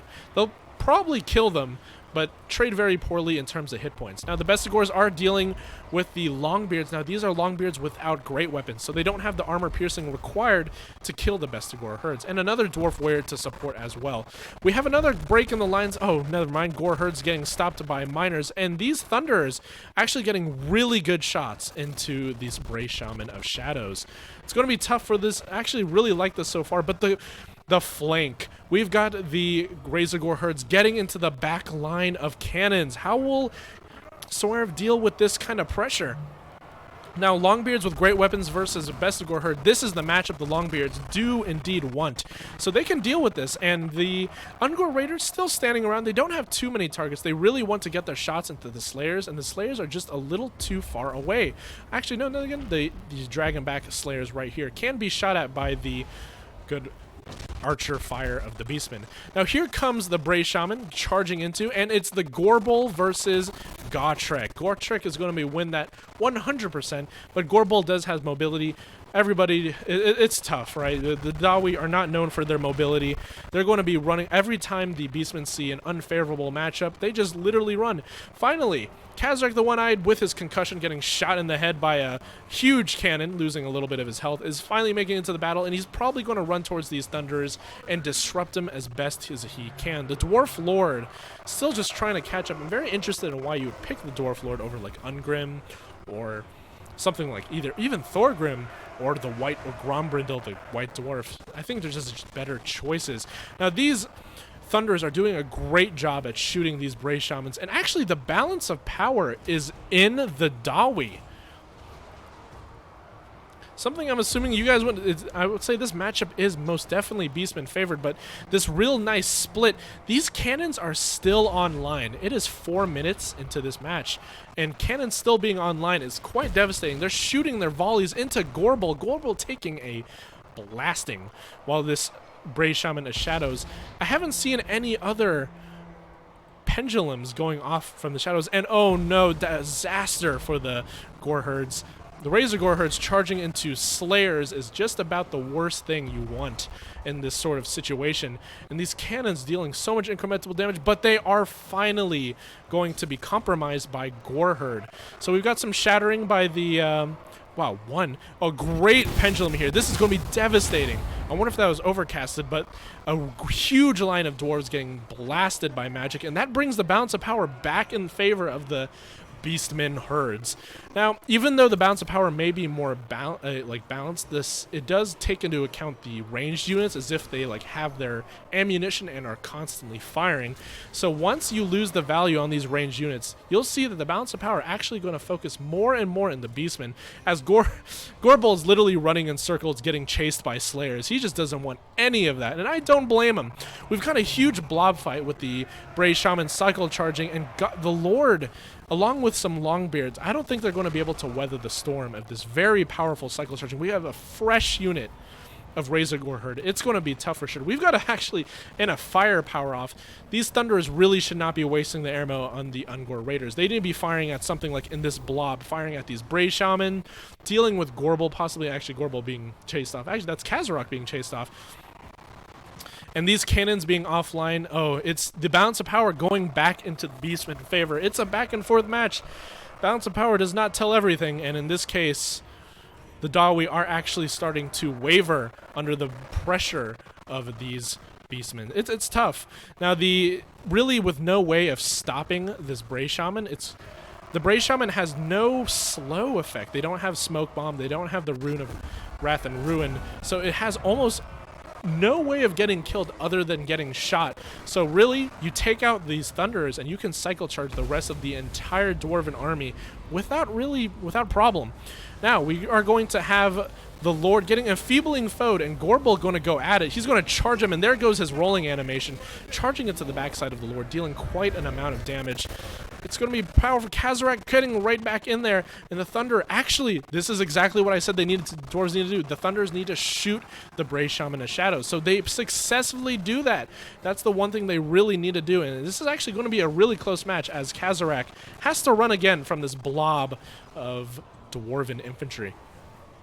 Now, this fresh unit of Razor Gore Herd is no longer fresh, more at like 33% health, and Gotrek is just against the world right now, sitting against literally all these Gore Herds. You can see him right there just smacking people. He's trying to, wow, he just literally smacked them by walking into them, and another smack in that Gore Herd's little booty, and he's right out on the move. Now, the Gorbel is going to be acting as like a pseudo-chariot in this case.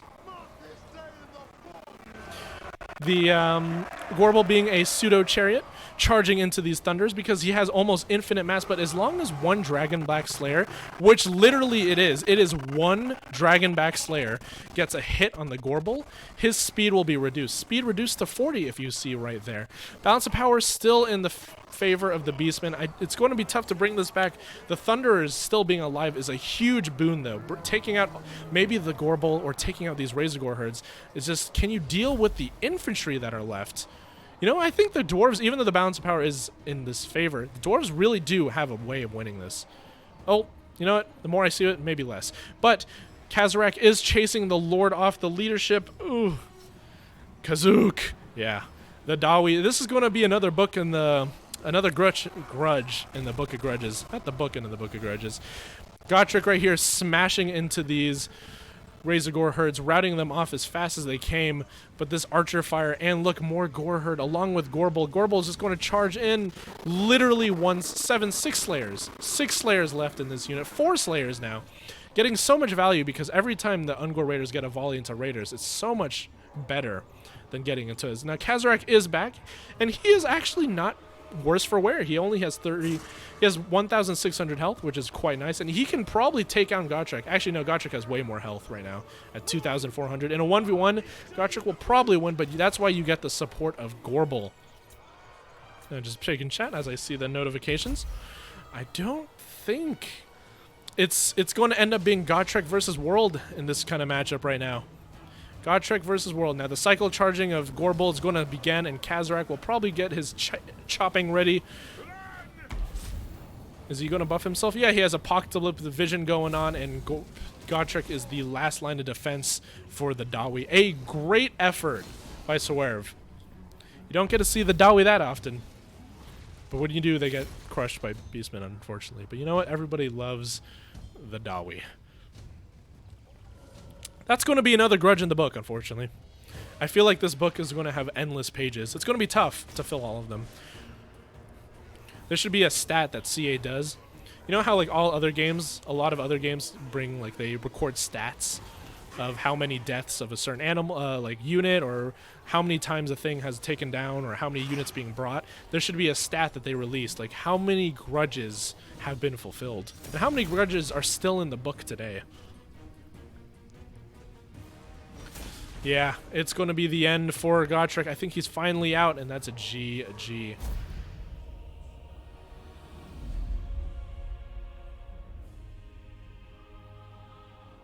Thank you to the 15 of you guys watching.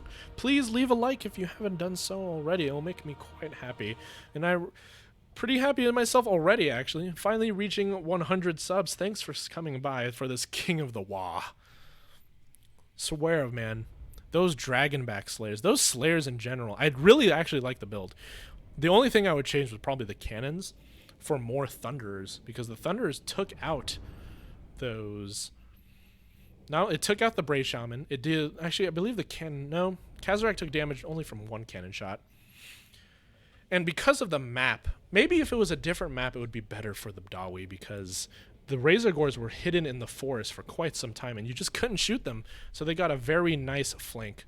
So GG to the contenders. Thanks for the great match. DBD domination today, absolutely. And Geese Howard will be our king. Let me get the next contestant in. I believe it's going to be David the White Lizard.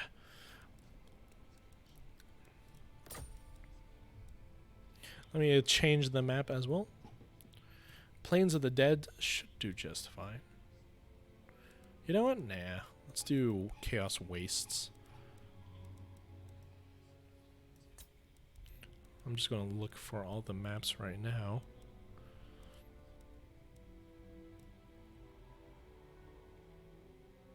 Is it the Central Chaos Wastes or is it the Central Chaos? Let me go to C real quick. Central Chaos Wastes.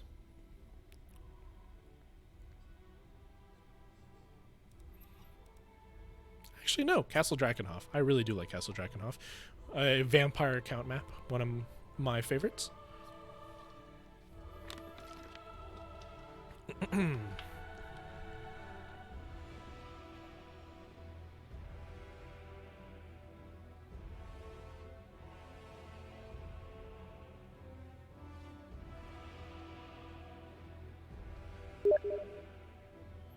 The password, David, is 123, the standard password.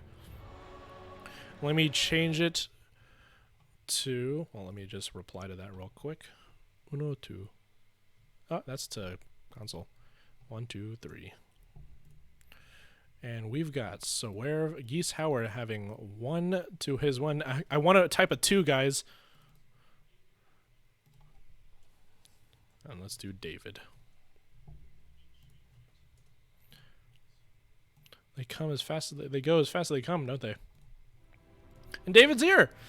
Another DBD clan member. It's just this, you know, this might as well have been just like the DBD what's it called? The Civil War, isn't it?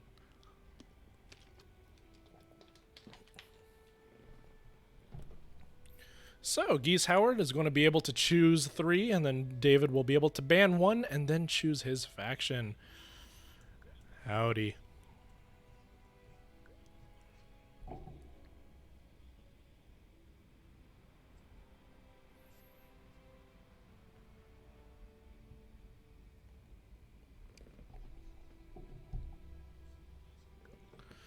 Alright, so Geese Howard will be going for the Beastmen again, Coast and Dark Elves. How will David respond?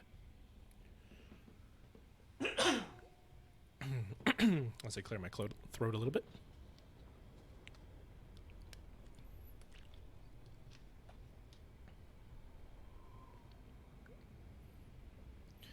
Alright, Skaven and ban Coast.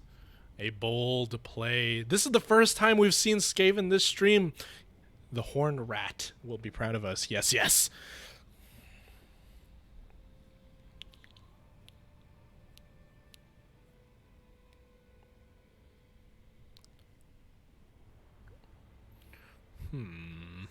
Geese Howard's going to think about it. And go Beastman. We're going to see another Beastman. Grombradil is going to say hi to me in my chat. Oh, man. Garmadil's been talking to me a lot in Discord. It's been nice. But good old Undertaker, good. I love the response. Good. Choosing Beastman, and he's like, I expected this. I was prepared for this.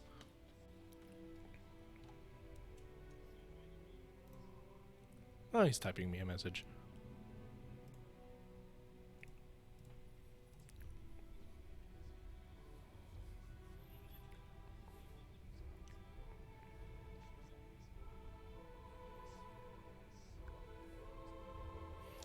Alrighty. I really like that response. Alright, so we're on Castle Drakenhof. It does have one little thing in the center. Ah, we got another person that could be in. You can still sign me up for Grombrindal or Undertaker, one of the better dwarf players. You would be in reserve.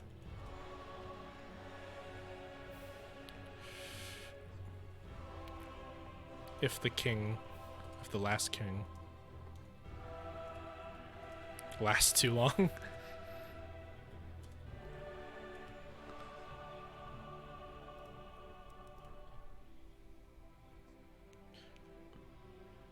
It's really, I'm so happy I made this channel centered around Warhammer. Because, like, ever since I made the channel, I've been getting so many great people trying to contact me and make, like, just saying hi. Grombrindal's, like, literally the other day, quite literally, Undertaker or Grombrindal's like, oh, hey, I saw your channel. And just messaged me Discord and says he's loved what I did. I was like, you know what? I'm so happy. People in this community make me happy. And I've been drinking so much water. I got a hydro. I'm a hydro homie. Gotta keep yourself hydrated. Unfortunately, I don't think YouTube has a hydration bot, unlike Twitch. Gotta get that. But I do like streaming on YouTube much better than Twitch. I did try streaming on Twitch earlier on, before I knew what kind of channel I would be. And I just didn't enjoy it as much. I don't like the interface. It's harder to get your name out there on Twitch. But I suppose if you do get your name out there on Twitch, it's way better than... It's much... You get a lot more profit, I suppose. But obviously, this is just a for-fun channel. Alright. I believe we got our first match.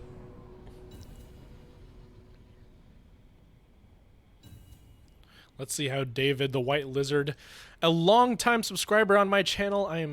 He comments on so many of my videos. Let's see how he does against the Beastman.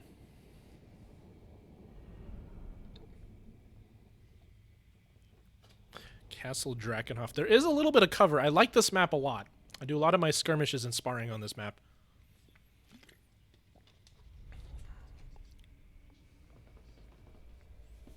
Hi, Grombrindal. Thanks for coming by the stream, man.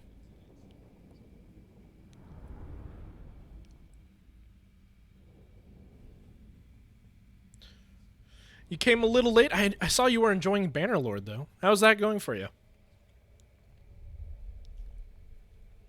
You would be in the reserves. I think in terms of our list, so let's go refresh the list of our sort of King of the Hill queue.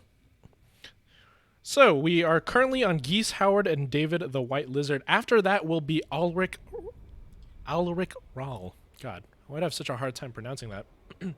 And that's the end of the list. After that, it will go into reserves, which I believe Zemetrix, Consul of Rome, and then last but not least, Undertaker / Grombrindal. Now let's go into this army, let's see, sort of introduction, right? For the Beastman against Skaven, it's going to be another sort of push with the Razor Gore Herd build. So some Gore Herd up on the front lines, a lot of Gore Herd. So that's a powerful front line, not Ungores, with a very wide line of Spearmen to support. We've got some Chaos Warhounds, non-poison. Very interesting for that choice. He was missing just a little bit of funds because I almost always recommend to bring the poison variant and a Chaos Spawn Rush. Oh my goodness, this is going to be tough for the Skaven to deal with for sure. And the Butchers of Kalkengard, it's the terror-causing cows that scream, eat more chicken. Now these guys they're just regenerating monsters, so the Skaven are going to have a tough time dealing with this bull rush, quite literally. It's going to be Morgur the Shadowgrave again as our lord, not Kazarek the one I like last time, and I believe, is that Lore of Beasts? Okay, well, Lore of Beasts, so it's the Lore of Manticores that is being brought with the Jagged Dagger. Now, over here on the Skaven side, very important. Ooh, we've got a Death Star, I believe. This is a very bold play by the Skaven. We've got some slaves in the front because Skaven slaves are probably one of the best chaffs in this game. And some Clan Rats, Plague Monk Censor Bearers. My goodness. The Clan Vulcan Tail Slashers, the Blight Scabs Plague Pack, so that everybody has immune to psychology in a small circle. Some more Clan Rats, the Ixchia's Triads to give some, what are they called? Those decoys. A Doom Wheel, some Rat Ogres to be mass, and a Warp Grinder to hold them in place. Along, we've got the Mortis engine effect with the Plague Priest on the Plague Furnace. Who is the Lord? It's a Master Assassin. So no legendary Lord, but a generic one. But let us see how this happens. I want to see this from the Skaven point of view. How are they going to deal with this sort of bull rush? It's literally a counter rush build. I don't see this very often as Skaven. I almost always see some form of, like, what? A gun line with guns. Just some more sportsmanship in the chat. Everyone getting ready. How will the Beastmen deal with this seriously powerful countercharge build? Butchers of Kakengard can deal with the Plague Priest, but this immune to psychology over the Doom Wheel is going to have to get stuck. Well, if the Doom Wheel gets stuck in Chaos Spawn specifically, because it'll rout the Razorgore herds or make them rampage, which could be even worse. So this is going to be tough. They're going to fight in the forest here, though. This could be actually really devastating because the Beastmen forces, large units, do not get punished for being in the forest. There is no debuff, while the Rat Ogres of the Skaven will do so. So the first start, it's going to be a Plague Monk's summon, and a lot of effects going on right now as the Gore Herds charge into the front lines. We've got a Doom Wheel charging into the sides as well, as a little bit of lag goes on right here. And my audio going. I'm going to have to most definitely fix this for the next stream. And a summon Manticore, the Lore of Manticore is being used, and it is a pit fight to the death, which is actually going to favor the Skaven, I believe, as long as the Skaven hold. So what the Plague Priest has the Mortis engine effect. It's going to deal consistent damage over a long period of time. So the Skavens just need to hold. The Butchers of Kakengard getting in there. If they deal damage to the Plague Priest, that's their win condition. Deal with the Plague Priest, deal with the Doom Wheel. Now the Clan Vulcan's Tail Slasher is going to be standing here as well, but the Spawn, Chaos Spawn is going to be almost a hard counter to this kind of unit. But the Doom Wheel is actually stuck between a Manticore and some Chaos Spawn, so that's going to be quite devastating as this kind of slows down. I'm going to actually have to zoom out a little bit. You might not get the play-by-play, the exact play-by-play, the huge looks. Like, maybe I can zoom in a little bit. Yeah, there you go. As everyone starts smacking each other. I like how the look of the Chaos Spawn for the Beastmen are really just mutated cows, right? Let me get that view right back in here. Right now, the balance of power actually in the Beastmen, because, you know, they are more a charge-focused battle faction, and this is going to be... Oh, and here comes actually the Warp Grinder's ability. They're going to using the Seismic, the Snare, and the Warp Quake, dealing damage in a huge AoE. That actually may change the game. The Plague Priest is going to go out. I'm assuming he's going to go back in relatively quick to Cycle Charge this. And we actually have some outskirts of Skaven troops coming out just waiting, which I think is a good play as they just wait and don't lose all of their vigor in the start of the combat. The Doom Wheel is still healthy, winning decisively in its combat currently, and was not picked by the Manticore plus Chaos Spawn Goon Squad. And the Clan Vulcan Tail Slasher still sitting around there. Summon Plague Monks dealing a quite amount of damage here, and the Plague Priest actually coming back. Balance of power was in Beastman's favor, but now it is actually even. This is going to be a pretty close match, but I'm going to say here, you need to deal with this Plague Priest. The summon uses of the Chaos Spawn from Morgar the Shadow Gave standing here. We've got some cycle charging from the Razorgore herd, and let me look at the overall picture. We've got another pocket over here being demolished by Skaven troops. The Rat Ogres in combination with Ixchia's Triads and some Clan Rats going to kill this summon Manticore and these Ungor Spearmen without real, or maybe you can get a cycle charge with these Gore Herds, Razor Gore Herds into the back of this. Actually, no, it's extra triads. You should not cycle into that. And the Beastmen are having a small resurgence as they come back into the battlefield from their routing, and I hear another Manticore being summoned. The Lore Manticore going strong. Geese Howard. Can he kill this Doom Wheel?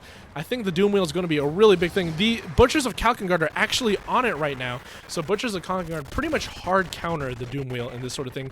And the Warp Grinders being taken off the battlefield. They're being routed, and they're probably going to be chased because of another powerful use of the Warp Quake and Seismic Snare could be game winning for the Skaven. So you got to take them off.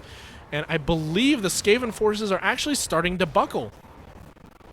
Now, David the White Lizard here actually just needs to make sure the Plague Priest is still in combat. He's getting charged by the Manticore, so instead of going for the Doom Wheel, the Manticore is going for the Plague Priest, which is doing more damage than I expected. Let me look at the armor stats specifically of the Plague Priest. 90 armor, so the Manticore still gets negated pretty heavily.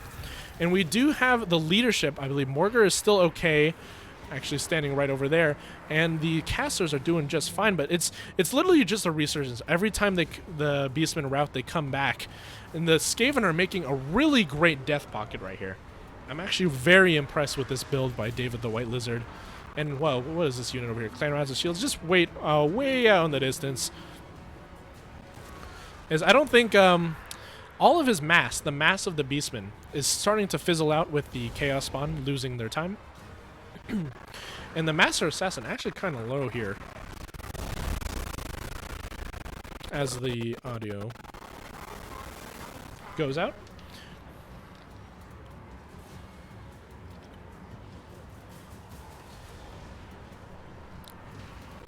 All right, so Morgar is still in very healthy condition. The Master Assassin actually cut quite a beating.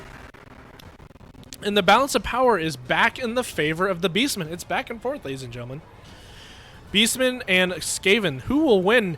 It's tough. The Plague Priests is actually starting to get low, a little bit half health, but it's going to be okay so for now, though. It's going to be the Censor Bears kind of being weak, being pushed off the battlefield. We have a pretty healthy unit of Clan Rats, but the second they get charged by Razor Gore Herd, it might be game over. I still don't think it's game over for the Skaven, though. Balance of Power may be in Beastman's favor, but this Doom Wheel is going to be a menace. I don't see that much mass left in this Beastman army. It's Butchers of Kalkengard, and we've got some Razor Gore Herds, but I don't think they're going to last this engagement. So it's literally Butchers of Kalkengard being the last defense against cycle charging from Doom Wheels and Plague Priests. So as long as David the White Lizard keeping a very tight and compact position, make sure they don't get killed, and we should be okay. RTK added to my friends list. All right, I'm liking this. These Clan Rats getting into combat as well. Ooh. The really important thing, guys, is that the Blight Scab's Plague Pack is still here. So every Skaven unit in this blob is currently immune to Psychology, the biggest tool and the most dangerous tool that the Butchers can bring. Some more cycle charging from the Butchers of Kalkengard, still trying to get into this Doom Wheel, but there's just so much chaff in the way. Balance of power back in favor of the Skaven. This is a great match. Now the Plague Priest going in combat, and he's fighting actually Morgar, and Morgar should be able to deal a lot of damage to this. A summon of Clan Rats getting pushed into here. Really great placement, because it's holding the Butchers in. They're going to be stuck here, fighting not only the Doom Wheel, which is what they want to be fighting, but the Plague Monk Censor Bearers. Now, is there any lapses in micro from the other players? Everything that's routing is off. Now, these are coming back onto the battlefield, so he did remember his units coming back. That's one of the biggest problems with Skaven. And Skaven, a nice little Plague's Breath. I forgot the exact name of that spell, but doing nice damage and getting the passive of the Lore of Ruin. Now, it's really all up to the Butchers of Kalkengard. Can they live? Butcher's going to be the last resort. I don't think Morgar or the leadership core of these pesky Beastmen going to survive. And without the mass, this Doom Wheel is going to be the end of this Beastman. Really nice plays by both players, I would say. But yeah, balance of power now more heavily favoring the Doom Wheels going into these Gore Herds. Whew, this is a nice... some rallying over the distance. The Gore Herds are still here, but they're still taking the perpetual damage over time from that Plague Furnace. But that Master Assassin, maybe... Okay, the Beastman right here. It's going to take some gooning. You take out the Master Assassin using Morgar, right? If he doesn't run away. Maybe try to catch him out. And then maybe the routing will ensue, the Terror causing. No, but the Plague Pack is still here, so Terror routing cannot happen. I think this is in the bag of the Skaven. They have no way of dealing with this large mass. Is that the last summon? Another summon to Clan Rat still here. Now David the White Lizard is forgetting about one unit of Plague Monk Sensor Bearers. I'm actually really happy to see this unit. You don't see it very often, other than the one Regiment of Renown. And the Doom Wheel just doing terror, but he is running into the Butchers. The Butchers are going to get a nice frontal charge into the Doom Wheel. This could prove end to the Doom Wheel. Doom Wheel, don't lose hope yet, Doom Wheel. As he gets charged by these Butchers. The Butchers can deal quite a amount of damage, but he does have the support of the Plague Furnace. It's going to be tough for sure. Balance of power slowly ebbing more and more into the favor of the Skaven as the infantry are starting to lose. I believe the Butchers are going to die here. They're losing decisively, and I think this is going to be a win for the Skaven. Can no one actually get more than one win in this King of the Hill? I don't think anyone is.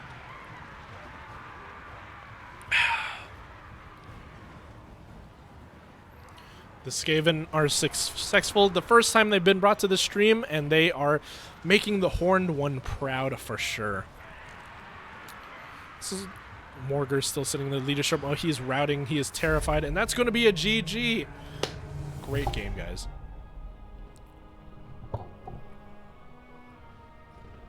Can you guys hear how my voice is slowly but surely getting more hoarse? All right. 902, 939. Look at those Gore Herd numbers. Gorby's great plays by both players, man. I really like this. But David the White Lizard just barely making it out. Not just barely, but really great plays, actually. The Doom Wheel, the way to dealing with the Butchers. The Butchers were really the only way to deal consistent armor-piercing damage to these War Machines. Really great. But GG to both of them. Thanks, Geese Howard. GG, and thank you.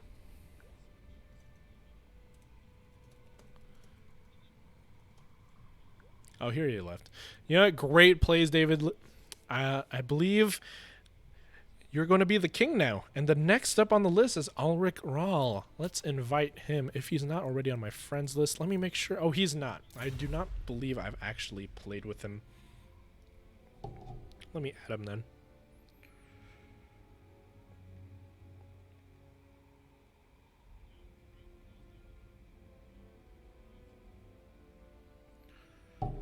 And he is the last person on this King of the Hill. If David the White Lizard wins this, he will be crowned the true king. But if Ulrich Rahl wins, he will have to go up against the reserves of Symmetrix, Consul of Rome, and Grombrindel.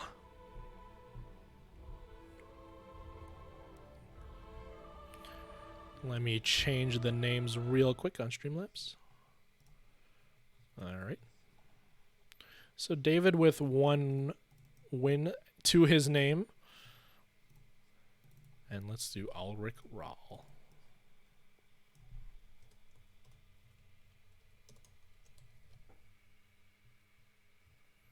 Oh, he is RTK Keller of Government. Gotcha. Thank you. So let me get that friend request in.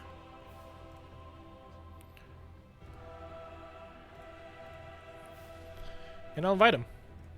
I did not know he was an RTK clan member. I'm a huge fan of the RTK clan. You know what? I was actually going to play in the I wanted to play in that one tournament where you guys were like what's it called? You were like talent searching for new members into your RTK clan. But then at that, just like when I got invited by RTK Kafka, he's a great friend. I spar with him all the time. But then right when that tournament got announced, just a little bit later, I was like, DBD was made, and I joined that. And I was like, you know what? My loyalty has to be to the Ducks for sure. All right, I see ya. RTK, Calard de Garamonte. Hello.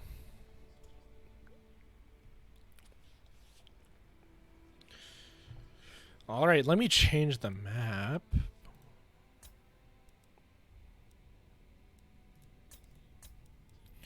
What should be next? Let's do Doc Karaz. A nice, beautiful map. It is dwarven territory. Maybe we'll see some more dwarves today.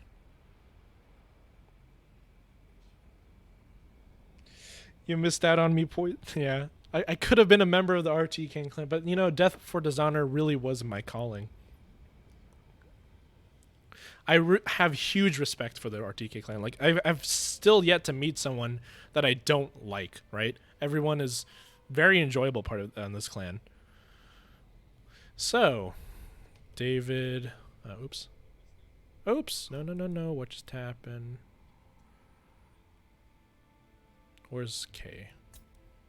Correct, John. David picks 3 factions.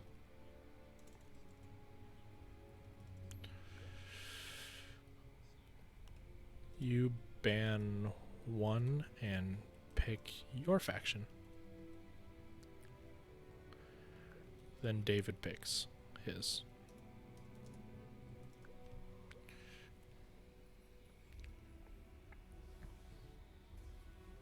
How do you guys like this new picking? Do you guys enjoy this pick where you do pick 3, your opponent bans 1 and then picks? Or do you enjoy the original pick 1 ban 2 system, and then if the king lives on for a little too long, it's the pick 1 ban 1 system?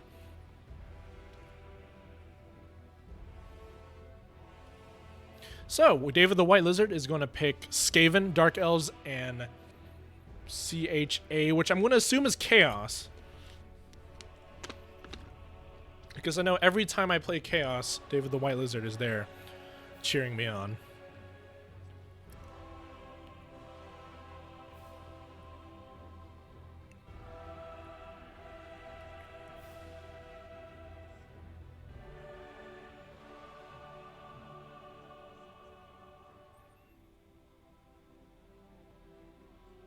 And the map is Karak drawn. Did I pick the wrong Karak? Let me see here. I think it was Karak Ungor, didn't I pick?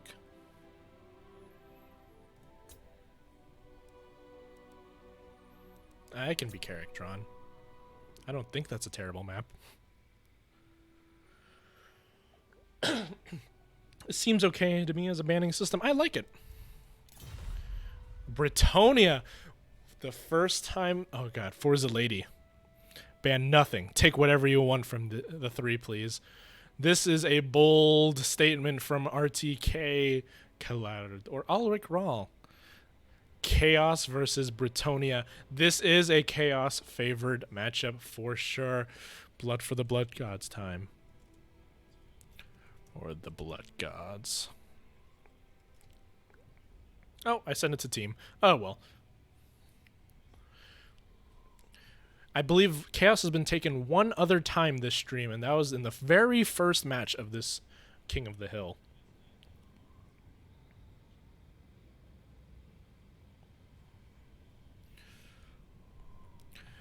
Ooh, he's ready already. He must have had a pre-built... Oh, maybe not. But I would say in this particular matchup, it's very common. I would say it's hard for Britonia because Dragon Ogre Shaggoths. And their infantry is just not great. But Alberic or maybe King Lewin can take them out. I'm expecting to see the Regiment of Renown Questing Knights, the Companions of Quenelle, one of the best anti-large, I think maybe the best anti-large cav in the game right now because they have armor piercing. Right now, I think they're number 2 and maybe number 1 is Blood Knights.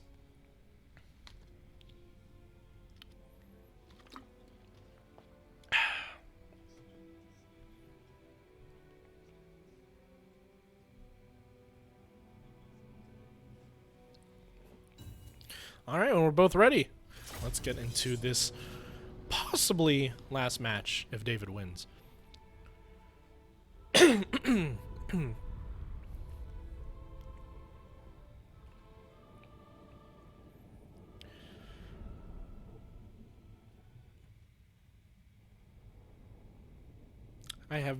I think I've played on this multiplayer map before. I just can't remember it, to be honest.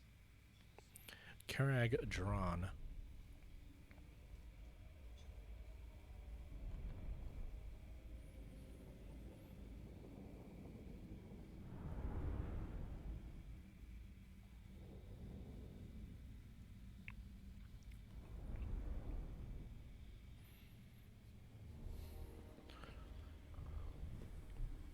All right, we're loading into the match.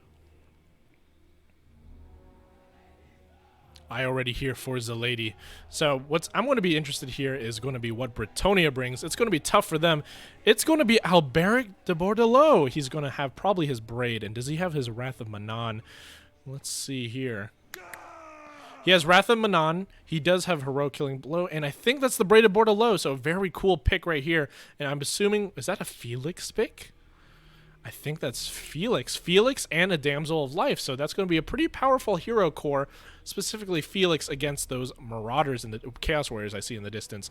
We've got Grail Knights, that high charge bonus, non-armor piercing but magical damage, and perfect vigor. That's going to be devastating if they don't get dealt with by some Dragon Ogres. We've got Peasant Mob, because it's not Britonia if there's not peasants. And we've got the Companions of Quenelle, just what I said earlier. They're going to be deployed in a little different spot. And Questing Knights, so Companions, and they're even put in the arrowhead formation. Companions of Quenelle and Questing Knights. Now, here's a really interesting thing. I've been practicing a lot of Britonia lately, and for those of you who don't play Britonia that much, Questing Knights are really more anti-large than anti-infantry. They don't even have a bonus versus infantry, and their attacks and everything, how they work, they're really an anti-large unit, while most of the cav that are anti-large are actually anti-infantry. It's very odd. CA, please fix. All right, so over here on the Chaos, we've got Chaos Marauders on the periphery and a core of Chaos Warriors. That's going to be tough for sure for the Bretonians to deal with, considering I saw peasants. All right, so we've got the Summoners of Rage Dragon Ogres. That is the regiment around. They will deal magic damage, and that's going to be devastating for, I believe, the... what's it called? The Grail Knights have a... no, they have a physical resistance. So yeah, these Summoners of Rage deal so much more damage to Grail Knights if they catch them. And we've got some skirmishers. 2 Chaos Knights with lances. David the White Lizard, you're spoiling me. God. Along with some more Marauders and a Chaos Sorcerer of Death. And is that Archaon? Yes, it is Archaon. So we've got 2 casters in this army. How will we deal with each other? Now, they did have a slightly more than better than just peasants. We do have Foot Squires that I did fail to introduce. The Foot Squires can do well against Chaos Warriors, but they need support. I believe one-on-one, they still lose, because their melee defense at 20 and their melee attack at 25 versus the 36-44 is kind of pitiful, right? So stats of Foot Squires are just not good. Even against the unit they really want to be going against, which is Armored Infantry, they just don't punch very well. So we've got 2 units of archers as well, one being Pox Arrows. Where is the other one? And the other being Pox Arrows as well, so applying that poison being really good. And the cav is hidden, ready to strike at the chaos. I'm actually really liking this sort of build from both players. Essentially, the Summoners of Rage need to avoid the Companions of Quenelle. The Companions of Quenelle need to avoid being charged in the back by Chaos Knights with lances. If they get charged, they charge the Dragon Ogres. And for sure, the Grail Knights need to avoid those Summoners of Rage like the plague. Now, I think we're having a lag spike here. Come on, hold. The first volley is going to be in slow motion. It's all on purpose as they charge into the front lines. You get to see like little smokes of little green smoke puffs hitting these Chaos Warriors, slowing them down with the poison effect. Just making sure everything's okay. Blood for the Blood God from David the White Lizard. I agree. Everyone's going to charge forward. It's tough. So everything seems, for the Chaos, it's going to be a flank overload. And I think Ulrich Rahl sees this, and he's going to answer in question with his companions, and he's using, so it's going to be a mass overload. One flank versus the other in contention to see who is more powerful. Here's the thing. Chaos will win the frontline engagement once that starts. So maybe you just hold off on your mass, and you use your mass as a screening tool so they can't get value on your Chaos Warriors, right? So here comes the first charge of the Chaos Knights with Lances. Is that a Fate of Buna? No, just a normal Spirit Leech going on the Questing Knights, dealing some nice damage over time. And I want to say, yeah, I think you should probably do it on the Grail Knights more often than not because of that physical resistance. And a Fate of Buna on the Questing Knights as well. They're going to be charging forward, but a nice counter charge by David the White Lizard. But they're going to be running just as fast as they came, but they're going to take some damage from those Questing Knights with Lances. Now, these Dragon Ogre Shaggers, the Summoners of Rage, kind of being their a screen, and oh no, Alberic is actually going down on the ground. If he gets caught and killed, that could be the end of Bretonnia real quick. We've got some magic going here. Is this what I think it is? Is it a burning? No, what? It's the Wrath of Manon, isn't it? Wrath of Manon going down, but I think the Chaos Knights are going to dodge. Ooh, they're running in the direction of the wave, but not so much damage as it's more of an anti-infantry tool, right? So here comes the center engagement. I believe Alberic is caught. That is going to be devastating if he dies, but more Cav support from the powerful Grail. Rally to Alberic, says the Bretonnians and the peasants as they sort of flank around on the links. You can see them. It's almost a full surround. Where is Archaon? Archaon is here, but here is the important part. Alberic makes it out alive. He's going to actually cycle charge back in. This is really great plays by Ulrich Rahl. And the peasant bowmen are, as far as I know, completely undisturbed. Maybe they should be disturbed. And the Chaos Knights charging into the back and everything, they're actually taking quite amount of HP damage. They do not want to be. Chaos doesn't want to be in this sort of grind fest until they take out these Grail Knights and the mobility so they don't get cycle charged. So actually, let me rephrase that. They do want to be in a grind fest, but they need to make sure they don't get cycle charge while they are in the grind fest, if that makes sense. So the Foot Squires are going to be coming in here, dealing their decent damage against these. You know, they do well against Chaos Marauders. I will say that. Not against Chaos Warriors. And actually, I believe Archaon is having a duel to the death with Alberic, which can be proved quite devastating for both factors. I believe Archaon, if he has Sword, he does have Slayer of Kings. Maybe he procced it earlier, but I don't see it right now. But he's losing the duel against Alberic because, now that I look at it, it's not a duel. Felix is there as well, so it's two heroes on one. Archaon may be a boss, but he can't deal with that kind of pressure. Balance of power in the favor of Bretonnia right now, but like I said, Chaos Knights getting into the back line of Peasant Bowmen. Peasant Bowmen have just about the worst leadership in the game. I swear, it's worse than Skaven Slaves. But here comes the Chain Lightning getting put into this blob of Foot Squires and Peasant mobs, and it's following them too. This is a great Chain Lightning. Actually getting a great amount of value and dealing with these Foot Squires and maybe getting, no, not going into the Companions of Quinel, but the Chaos Knights with Lances in combat with the Companions.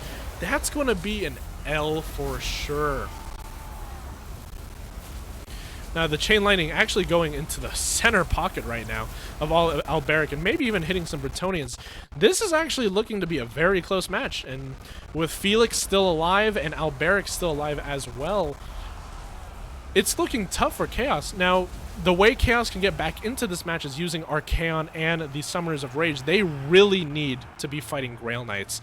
The Grail Knights, ooh, they you know what? They've lost half their models and are at half health. They should be okay, along with the half health of Archaon and the Summoners of Rage. More poison arrows coming in, and that's a lot of value because, not because of the damage. The poison arrows deal almost no damage, right?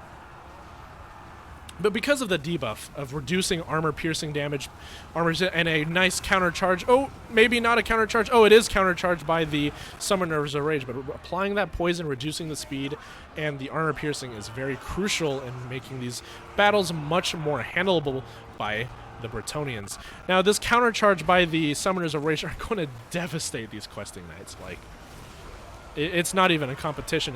They didn't even get their charge bonus, so they will die a knightly death. They will die But another nice Earth Blood with a upgraded going on the both the Grail Knights and the Companions. It's going to bring Bretonnia back into this game for sure. The longer this game goes, the worse it's off for Chaos, because obviously the healing of Bretonnia is just going to outvalue everything.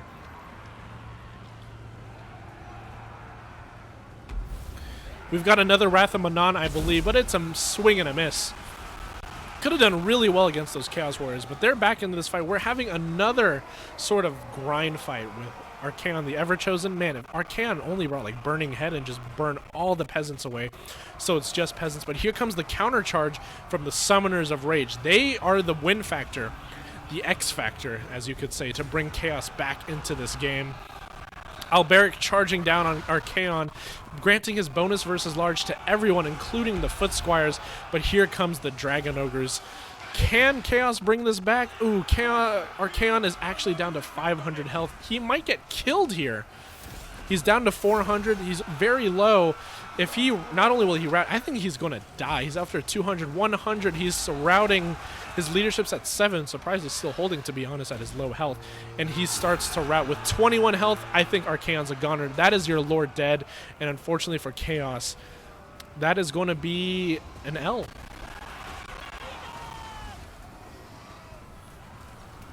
I don't see how they can bring him back from this point.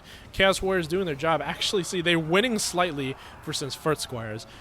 Foot Squires are just such an anomaly in the Bretonnian roster. Some more poison arrows hitting these poor Dragon Ogres. I don't think they're going to make it out, and the balance of power just more and more favoring the Bretonnians. This is considered a tough matchup for the Bretonnians, so really good kudos to Ulrich Rahl winning this fight. I have seen Ulrich Rahl in other... He's a very competitive player, if I remember correctly, so... we will see.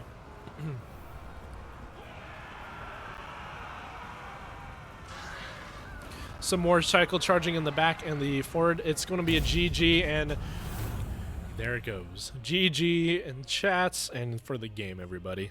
David the White Lizard showing the power of Chaos Knights. Unfortunately, he could not hold them against the power of Bretonnian. Oh, yeah, 4 Foot Squires. I hit 2. But the power of Bretonnian cycle charging for the lady indeed.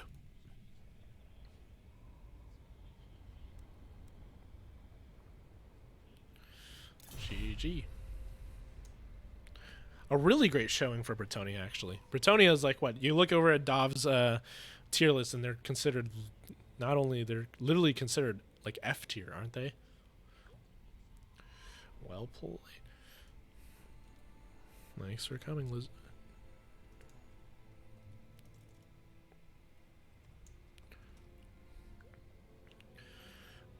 All right, so that's David the White Lizard taking out the bracket. Let's change the names in my thing. So Ulrich Rahl with 1, because we can't get past 1 in this stream. And David the White Lizard is going to be replaced by, let me just check.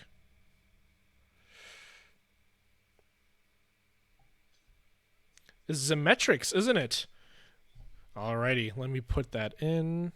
Yeah, I'll add you in just a second, Zemetrix. I see you on Discord. As I change. Zemetrix. Sorry, I've been saying your name this wrong the entire time. Zemerix, not Zemetrix. Silly Poison Ducky. And let me add yet your friend code. Let me just Control-C that. Get my Steam up and add a friend.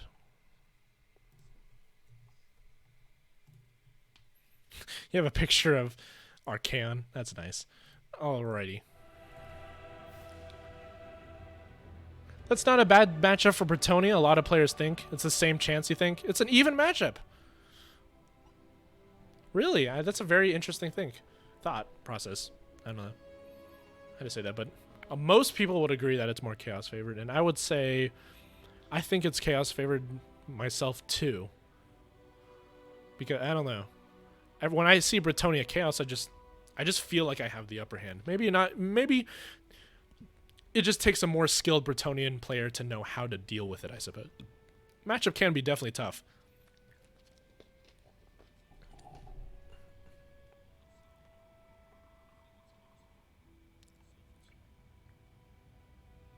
I see.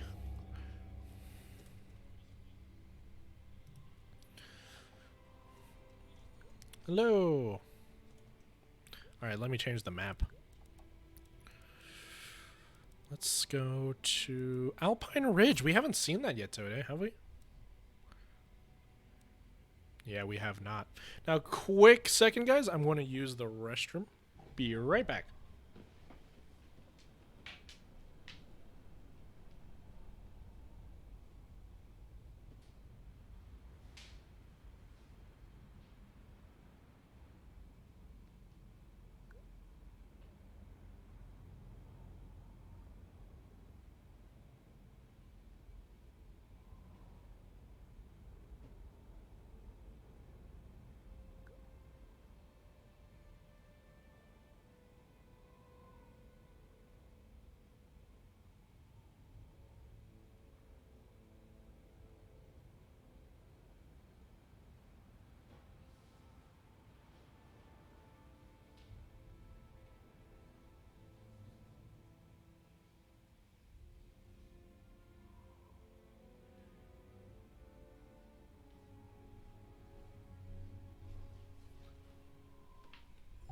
And I'm back. Let me just put on my headphones so I can actually hear the game. Alright, so we've got Alaric Rawl going for Britonia, Norska, and DE, while Zemetrix has to go against this. I'm not exactly sure what Zemetrix means. He's actually a rather recent addition to the Death Before Dishonor clan. Haven't been able to play against him yet. Maybe one day we'll meet. Or we could just spar whenever, like we want to.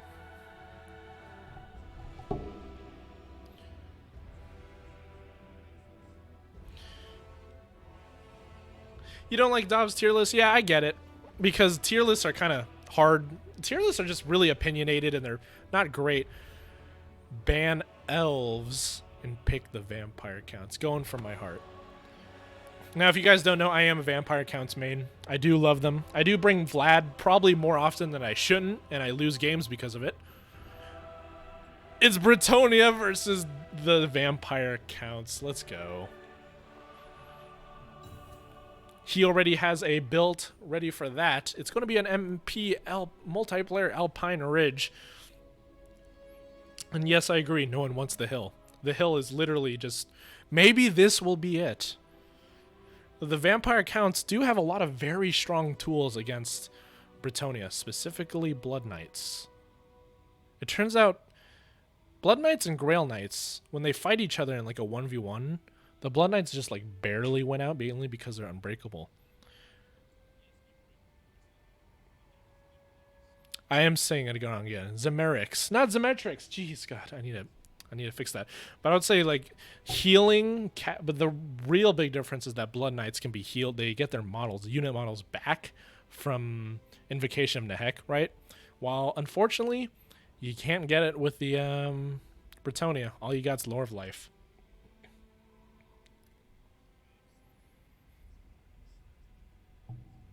Zemerix, Zemerix, Zemerix, Zemerix. Not Zemetrix. Zemerix. Where did I even get that from?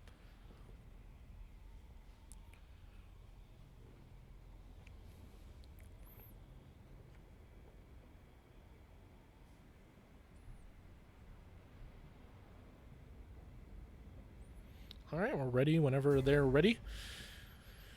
As a Vampire Counts player, in terms of builds, I do like to see... It's usually very Alpha Strike heavy. So it's usually Lewin versus Blood Dragon, Vampire Lord, right? Lewin will proc his beautiful ability, the Sword of Corone, and the Blood Dragon will come in and use his beautiful ability as well, the Helm of Discord. And it's very...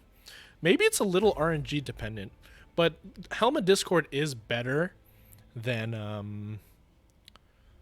what's it called? The Sword of Corone and like sort of 1v1 matchups because it's melee defense and melee attack. So in a 1v1, definitely will be better. But Sword of Corone reduces arm... Oh, sorry. I should have said... Yep, sorry. Ori.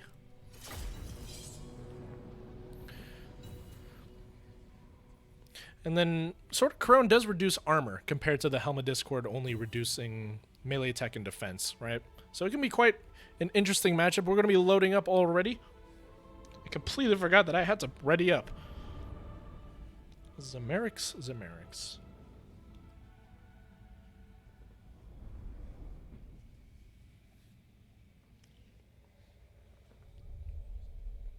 So I'm hoping to see a Blood Dragon Lord. But if you go for my heart, I'll see Vlad. Vlad the Dad. Quite easily one of my favorite. I think lore-wise, Vlad is definitely my favorite. He's just a monster. I really like his, like, he's essentially just an undead, like, demigod almost. Being like, what I also like about he's smart too, but he's more like conniving and more schemy, right? While Cetra is like, I do like Cetra too in terms of lore. Cetra's awesome, but I like Vlad more because of the more conniving, schemy nature of him. Now let's go into this introduction. We do have King Luan Lian Ke. Let me actually have that back up. But is that him on foot or a? He's on horse. Wow, I cannot remember the last time I've seen that. We've got a huge line of peasants. We've got spearmen at arms and men at arms as a base. We've got Grail Knights and Knights Errant, so that's the cheap one. We've got some peasant bowmen with fire arrows mixed in. Fire arrows a really great choice in this matchup. And some more Knights Errant and Grail Knights. So we've got cheap cav and very expensive cav mixed in. And is that the Companions of Quenelle? You betcha. Companions of Quenelle pretty much staple in almost every matchup nowadays. Now it's going to be Damsel of Life, even though Luan can heal himself. So what do you know? Luan is a powerful contender. I'm just surprised to not see him in the air. Maybe he was afraid of bringing Von Karstein Vampire Lord. That is a great choice. So teching against an Air Force build. Very interesting, and I like it as well. Now let's look at Zamerix's build. And we see a Mortis engine, and is this what I think it is? Nope, it's not. It's not Vlad. It's Heinrich Kemmler with 2 White Kings, the sort of fest. We're going to see some good-fashioned, like, oh god, Heinrich Kemmler. Did he bring the Chaos Tombblade? Obviously, he has Krell. He has the Cloak of Mist and Shadow. Undeath Resurgence. I don't think I see it. The Chaos Tombblade has been brought. So we have almost, I think it's a heal blob. I think these Graveguard, no, the Kornstein skeletons, so they're poison skeletons. We've got Graveguard on the flanks. We've got the Sternsmen, of course, some skeletons here. Where's the mobility in this build? 1 unit of Blood Knights, I like this, and Dire Wolves with some zombies and chaff. This is a heal blob build. The only thing I have to critique about this is you need a corpse cart with the Unholy Lodestone. That's pretty much it.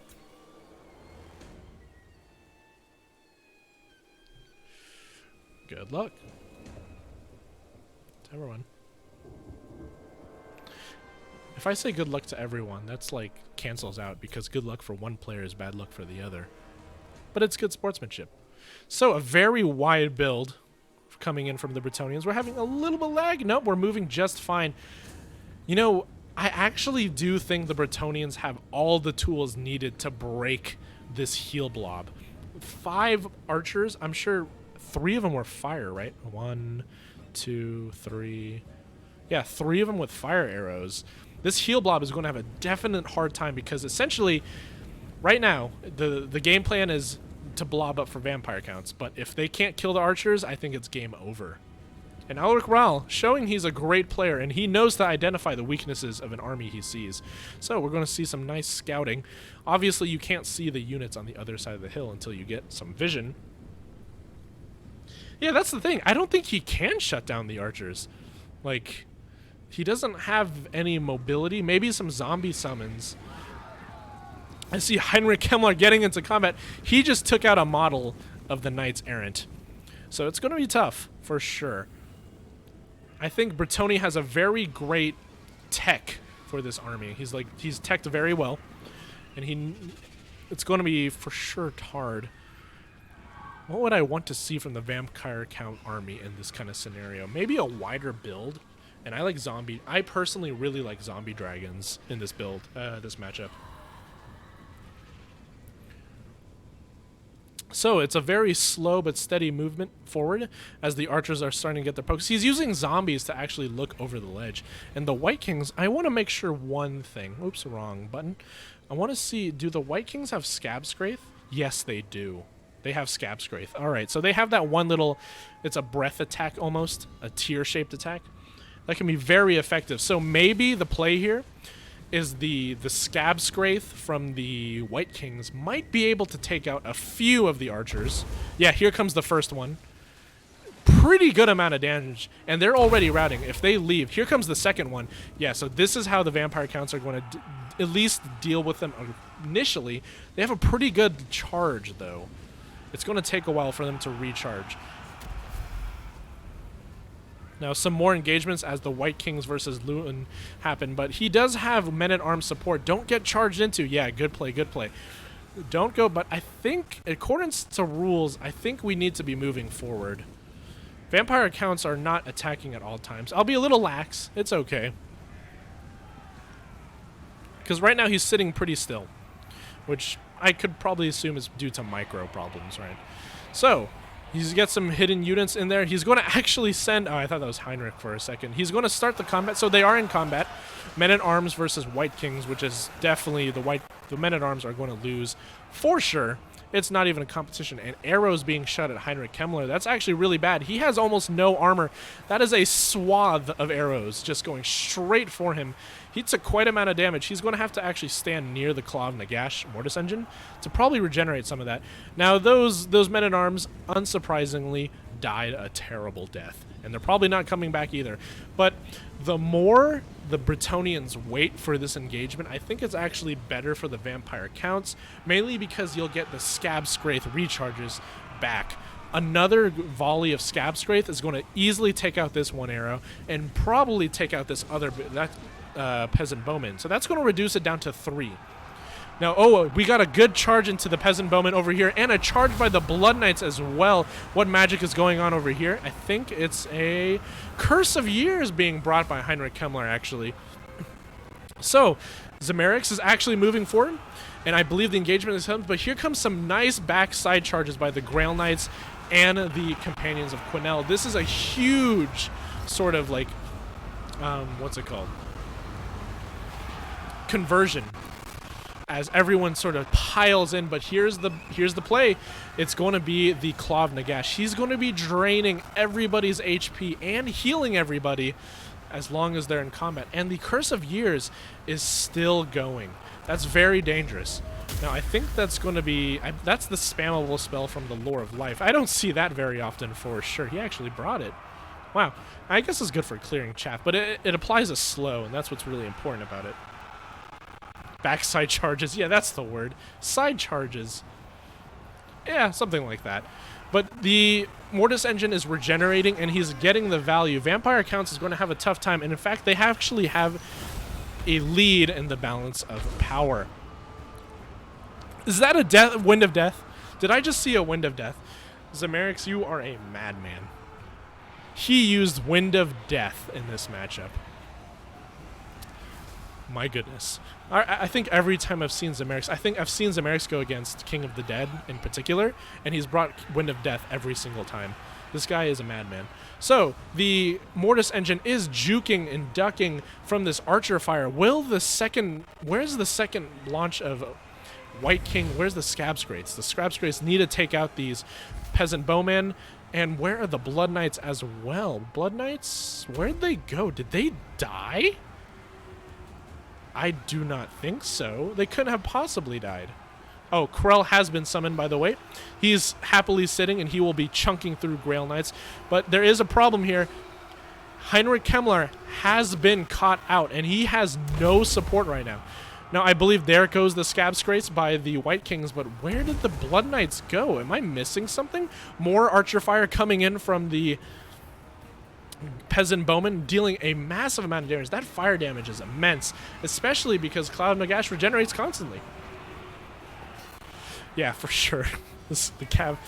I think the Blood Knights actually died. That's Heinrich Kemmler is down. We only have White Kings and what's his name again? Krell left in terms of leadership, and Krell's going to degrade. The Claw of Nagash is going to get shot to death for sure, and I don't think the Bretonnians have the Vampire Counts have what it takes to win this match anymore. It was a really great initial engagement, especially with that Curse of Years. But from one Vampire Count main to another, Zamerix, I know Wind of Death is a really cool looking spell. It does so much damage, but you gotta cut it. It's good players are just not going to get hit by it, unfortunately. I know, I wish they were. I wish good players got hit by it. Then I would bring it every time. But it just takes too long to bring. I like everything about your build, except for probably your magic. If you cut down on magic, you probably could have brought more Graveguard. Or maybe those Dire Hounds. You did have one unit of Dire Hounds, but they got screened out very quickly. I don't think you hit the Blood Knights with the wind. I'll have to maybe look back later on the thing. The replay, the VOD. But there goes everything. I'm just surprised how fast the Blood Knights died. Like, something happened. Some units rallying in the back, chasing. King Lewin on horse, proving to be a monster with defeating. He's already popped the Sword of Crone, and that's going to be army losses for the vampires. I believe this is the first King of the Hill.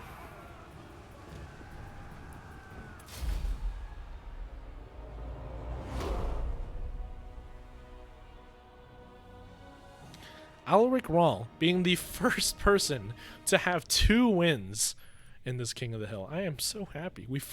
It only took for the last person for it to happen, but it finally happened. We have a king.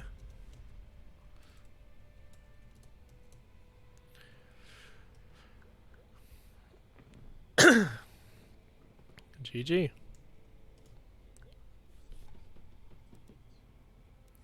All right, let's go to Harrow Ridge. I do like that one. I believe next up is going to be Consul of Rome. The Blood Knights died because of 3 charge from 3 sides. They just died so fast. Yeah, rest in peace for sure. All right, so next up is Consul of Rome. Let me invite him. Where did you go? Consul. I know you're here somewhere. Yeah, and then he started around. Maybe if you used a heck, they might have been alive. I was just surprised they died so fast, if that makes sense. You know, I know for a fact I'm friends with you, Consul. Maybe you're not online. Oh, there you are. Hey, how did I miss you? GG for sure. Let me change it so that Ulrich actually has 2. This is the first 2 of type today, guys. That's a 2. No, that's a 3. That's a 2. And I believe we've got Consul of Rome.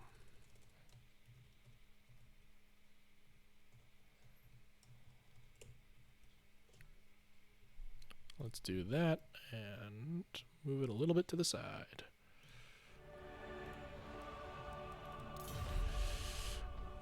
Hello. Consul of Rome, another person I fight very often. I see. Another person I like to skirmish with. He's a great player.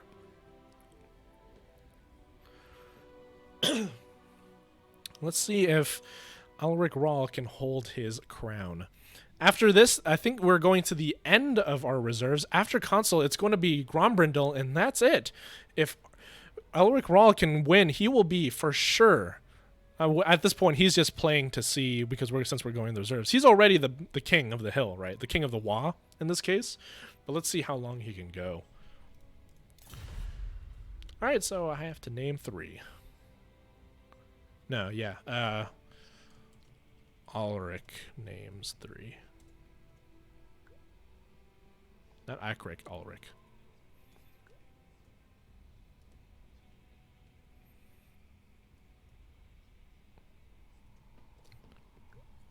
He gets precedence in the factions he wants to play. He is the king after all.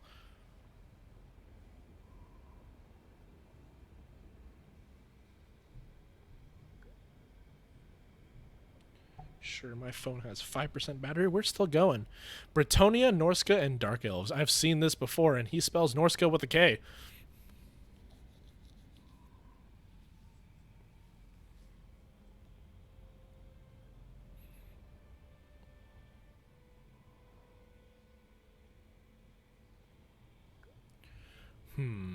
Console thinks. What would you...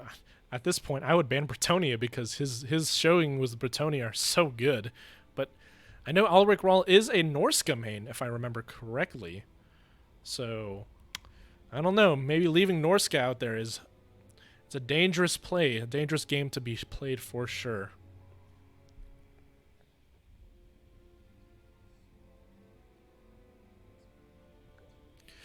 Pick High Elves, ban Norska. Ah, yes. Consul of Rome loves his High Elves.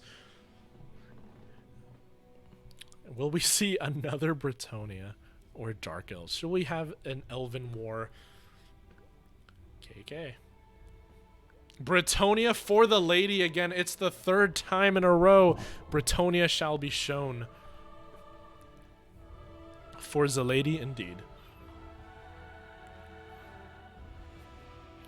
Now this matchup, usually Britonia is known to have relatively good matchups against elves in general. Obviously, it's when you think of it, Britonia has the best matchup against wood elves. That's what's the general thought. But against high elves, since high elves have armored cavalry, specifically the Dragonborn are, ooh, like they're quite literally Dovahkiin. Kind of hard to deal with, especially with the healing prowess. Alariel is just really powerful potent healing power that just surpasses all of the healing that Britonia can bring. And it is very known that Britonia has a very tough time dealing with single entity monsters that are heavily armored. And that's a dragon for you. Dragons are indeed single entity monsters that are heavily armored. Well, maybe not the lower tier dragons. I wonder if I'm going to see an Air Force by the Britonians. A very interesting play, what you can do is try to contest the air against High Elves. Make sure they don't have it. And then in another way, you can have the High Elves try to go for a Sister of Averlorn techless net build. I really do like that one too. I see it very often, and it's effective for a reason.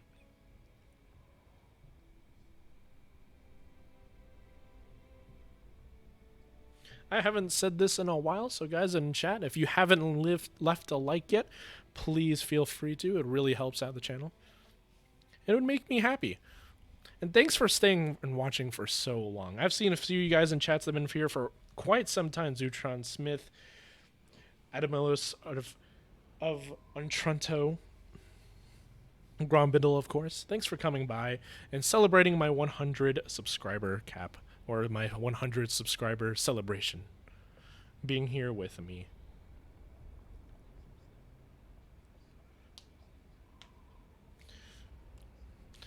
And if you feel like it, you can always watch that 15 minutes of Nakai wandering video, because he just walks forward, and that's all he does. And it's my popular video by far, and it's very odd. Alrighty.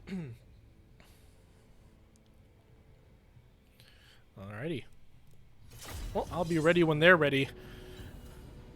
And let's see. I'm interested in this. Maybe we'll see bolt throwers. I mean, not bolt throwers. Not Reaper bolts, but Eagle Claw. Eagle Claw bolt throwers, I do see people bring for specifically anti-cav, as they do really well over a long period of time. This is a pretty large map, with the woods are actually like very scattered. So you never know.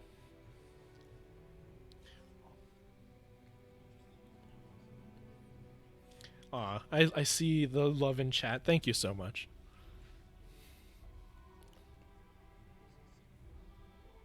Next time for sure, going to fix this audio bug or thing. Maybe make the visuals a little bit better.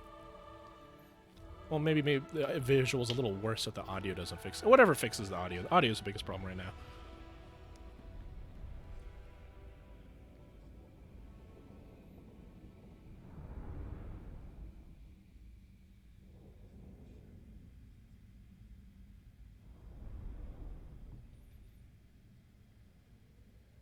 Where'd that come from? All right.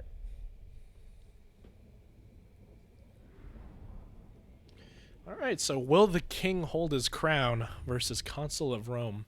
Both, I've seen Alaric Rallis is on a rampage right now. Bretonia every time, and he's winning for sure. With Bretonia's might for the Zeladi. Let's see this difference in builds. I've loaded in here. This map is such a great one in terms of like, it's very balanced in that it has the cover of forests, it has open fields so artillery can do well, but yeah, you can hide your important units. It has really open, it's very large as well, so very high amount of opportunities for flanking as well. I believe the other players are loading in, and let's see what I can show to you rest of the people, what they're playing and what they're bringing. All right, we've loaded in Bretonia. What will Alaric? It's the double paladin. Now they're anti-large and pretty good and fast for their price. Double paladin, so that makes me think there's going to be the Fey Enchantress, which it is, to bring your magic, and she's on her majestic, beautiful unicorn, and I think I see that correctly. It's a trebuchet. Now remember, a trebuchet is the superior weapon to any catapult. So grudge throwers, weaker than trebuchets. Like rock lobbers, those are catapults. They're weaker to trebuchets. Trebuchets is the superior siege weapon. Now, we've got a front line of just men-at-arms. Again, very similar to the previous build. Actually, very similar. So what I think this build is different is that instead of King Lewin on horse, you have the Fey Enchantress and 2 paladins. We've got the same amount of archers, actually less archers this time, only 2, and 2 Grail Knights, along with, did he not bring the Companions of Quinnell? A unit of Grail Guardians this time. Very interesting. This is probably one of the tankiest melee calves in the game because their stats are good. 56, 36, don't get me wrong, they're good, but they're not like special, right? There's other calves in the game like Chaos Knights and stuff like that that can contend with that stat line. What makes them special is definitely the perfect vigor because they don't lose those stats over a long period of time. And it turns out with a stat line like that, it takes forever to take that down those cavalry. Over here on the High Elves, we got Spearmen, White Lions of Trace, so we've got some armor piercing here. And what is this? Phoenix Guard, a Phoenix Guard blob. Not blob, but it's going to turn into a blob really quickly. 3 units, does that see? 3 units of Phoenix Guard, and that's techless. I'm assuming that's going to be bringing his Net of Ammontok, his Regrowth, Potion of Koroi, and the Greater Arcane Do It. With the, he did not bring his Bound spell, the... what's it called? The Fiery Convocation, not Incubation.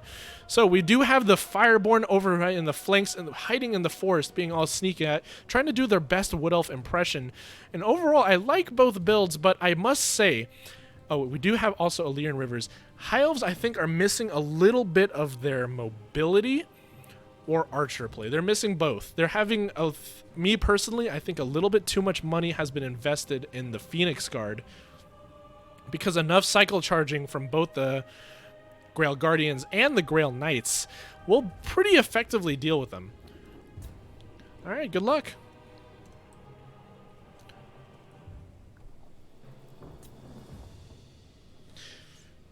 Hey Wicked, welcome to the stream, man. Nice to see another community member coming by. Welcome to my 100 subscriber special stream. Just made it and I'm quite happy, and this is going to be the first King of the Hill that I've been doing. We're nearing the end. This is Alaric Rall. He is the king, and he's actually just burning through the reserves to see how great a king he truly is. So right now in what the High Elves are doing, they're repositioning. Consul getting into a better position. Wonder what he's trying to do. I think he's going to swoop around and try to attack here, and if am I seeing things? Where did the trebuchet go? Where the trebuchet is all the way back here, so it's going to get nice fire. Trebuchet actually being a great pick in this case, because the trebuchet is going to pretty much with only 1 unit of archers, and first of all, they're light armor archers. You don't really see that, so they have 40 armor compared to like what, the 10 armor of normal archers. The trebuchet is going to get free reign shooting their rocks into the Keepers of the Flame or even just normal Phoenix Guard. And although maybe people don't really think about it, trebuchets are a great anti-large target. Not because, well, first of all, when they hit, they usually take out models, so you can't heal that back, right? That's the thing. You can't heal back models that have been taken out, but when the trebuchet, usually when a lot of cavalry or something you're firing at them with artillery, a good player will dodge. If you can dodge a wrench, you can dodge a trebuchet. Actually, you can't, because when the trebuchet is so inaccurate that when you dodge left and back and forth, it'll probably end up that they just walk right into a trebuchet shot. So it turns out, if you can dodge a wrench, you can dodge a cannonball. Can't dodge a trebuchet, and that's why they're the superior siege weapon. So Alaric, while repositioning to see, he sees Consul of Rome moving over to this sort of left side. He wants to make a push, and Alaric is making a very great response to this, moving his units, but still keeping his overall battlefield dominance. Now, where are those Dragon Princes? Dragon Princes still in the back. They have left their forest all the way on the right side. And I think, where was that one unit of Illyrian Reavers somewhere? They're still over there. Now, the first few volleys of the trebuchet, the superior engine, going at spearmen, but obviously that's because they just went in range.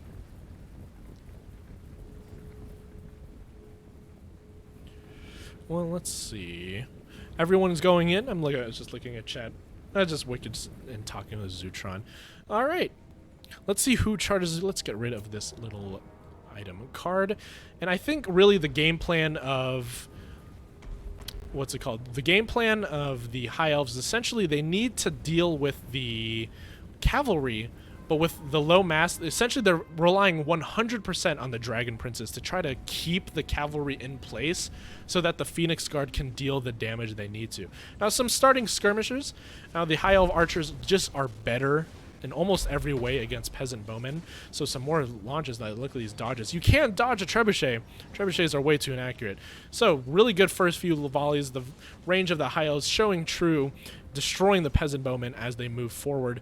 And this is going to be a slow burn and turn as everyone moves forward. Maybe we can get the White Lions. White Lions are trying to... An interesting pick here because they would only be really good against... They're targeted choice against specifically the foot squires, right? So, but they do have a little bit more mass than normal spearmen, I suppose, and can hold back. So a few starting charges over here, and I think the Dragonborn are pushing forward, but they're out of position, or maybe this was a bait. Is this a net of Amatok going down? No, it's magic. It's the things. These Dragonborn are so out of position. No, they're going to get destroyed. Once the that's the main mass contingency of the High Elves. He needs to get some. Not only does he need to get the Phoenix Guard in here quickly, he needs to try to get these Fireborn out. So an overcast net of Amatok right here getting cast, getting everyone stuck in here. So at least the Phoenix Guard are finally in the back. This could be quite devastating. Now the Fireborn make it out. Okay, the Fireborn, not only they make it out, they are okay. They're getting healed, and the Phoenix Guard are duking it out. Now, this is a great situation. It's got turned around very quickly. Maybe Consul of Rome has like 200 IQ plays. And what the 200 IQ play is that he definitely put those, he like accidentally put those Dragonborn there, right? Like that was the play right there. Now the trebuchet doing its work. Now I think, Illyrian Reavers trying to get into this trebuchet. No, the trebuchet is defended. Great play, Micro, on both parts. Not only did he see the threat and take him off the trebuchet, but he has the spearmen to screen for that. But obviously we should really mainly looking about this mainline engagement. The Fireborn taking a huge amount of damage, right? But did he trade well? What did the High Elves take with this? They took one entire unit of Grail Knights out. That is an effective trade. As long as you heal the, the Fireborn, those losing one entire unit of Grail Knights is going to be a powerful strike. And High Elves, actually no, Bretonia has the balance of power right now, interestingly enough. Now we do have some spearmen trying to stop these archers from getting their value, but they're kind of slow and they're not quite there. But the Fey Enchantress is in combat in here, and remember, Fey Enchantress is one of the few ways, like, everyone thinks of Mortis Engine for the Mortis Engine effect, or the other one, I forget my name, it's the Furnace, the Plague Furnace from the Skaven.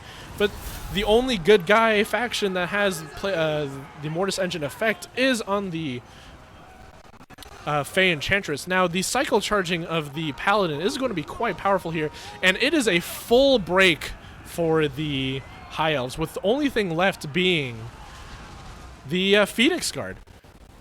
The Phoenix Guard are going to be stuck in here, having to fight infantry, and then this cav force is going to cycle charge them over and over again. I don't know.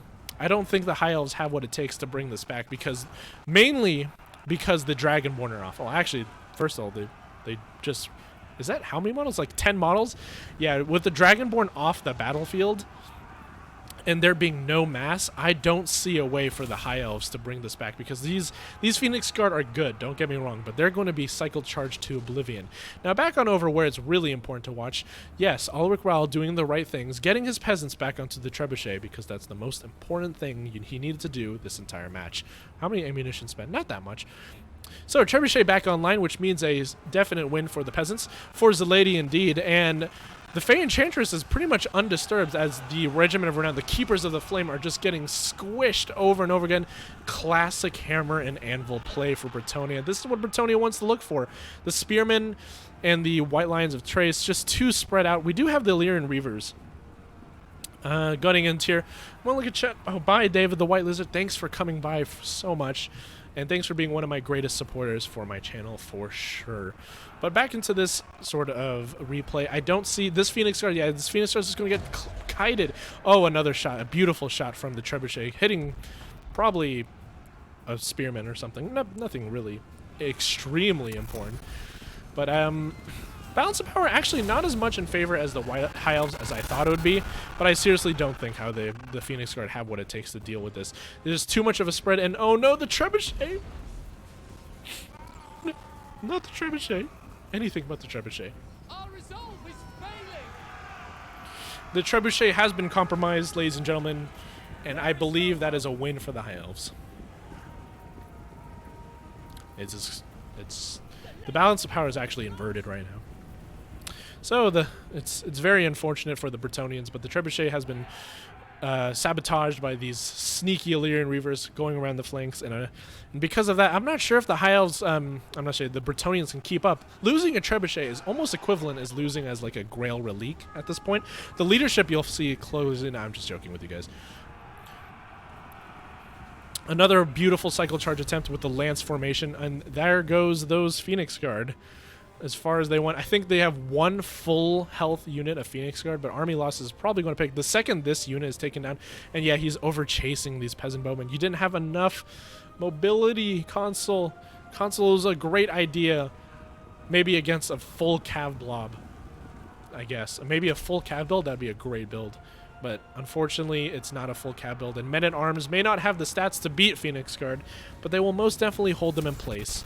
Another more cycle charging into the forest. Oh, the Spearmen just taking one right in the back. The poor guys. The Mortis Engine effects keep on going, and that's going to be the game. I really do not see. Come on, trebuchets. I believe in you guys. How many are you left? All 7 of you. I really believe in you guys.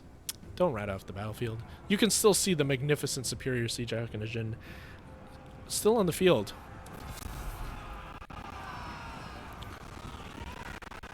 Although, I must say this, Ulrich Rahl's showing of Bretonnia today has been quite magnificent. Like, everyone's considering them to be like a hard faction to play, and they are a hard faction to play for sure, but they also, people consider them to be like almost low tier. Like, well, not low tier, but like, yeah, low tier is the correct term. Now the Fey Enchantress is doing her job, Mortis engineering everybody, and that's cleanup duty. These paladins on their Pegasus, man, they're an interesting pick. Maybe they'll do really well against like Phoenixes, but they would get wrecked by dragons. But then again, no. Let me see their stats. 105, they're definitely faster than the dragons, so they wouldn't get caught. A very unique thing. I don't see them very often. I usually see something like King Lewin or Alberic. I believe every single game Ulrich has brought a different legendary lord. Now the Phoenix Guard just hiding here, but we know the end is near. The Dragon Prince is actually still alive. Oh my goodness, these just shattered off the field. The monsters called the Dragon Princes are finally gone. And I see what Consul of Rome is trying to do here. So what he's doing is he's baiting. He's like, oh, chase Teclis. Teclis will do this. And then you see the Phoenix Guard bracing for the incoming charge, but obviously there's nothing much else he can do.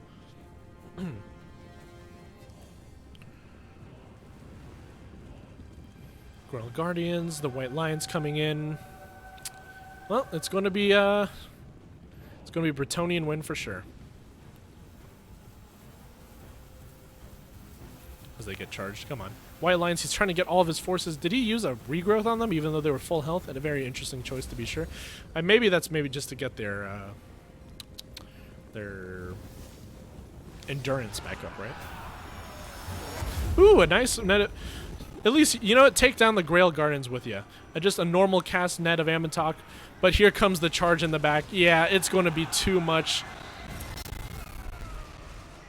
for the Heil forces to deal with. And the poison arrow still, like these bowmen, I really like this. I need to like take notes in terms of this Bretonnian play. Here comes the Paladin. They're going to kill Teclis for sure, and army losses ensues. GG.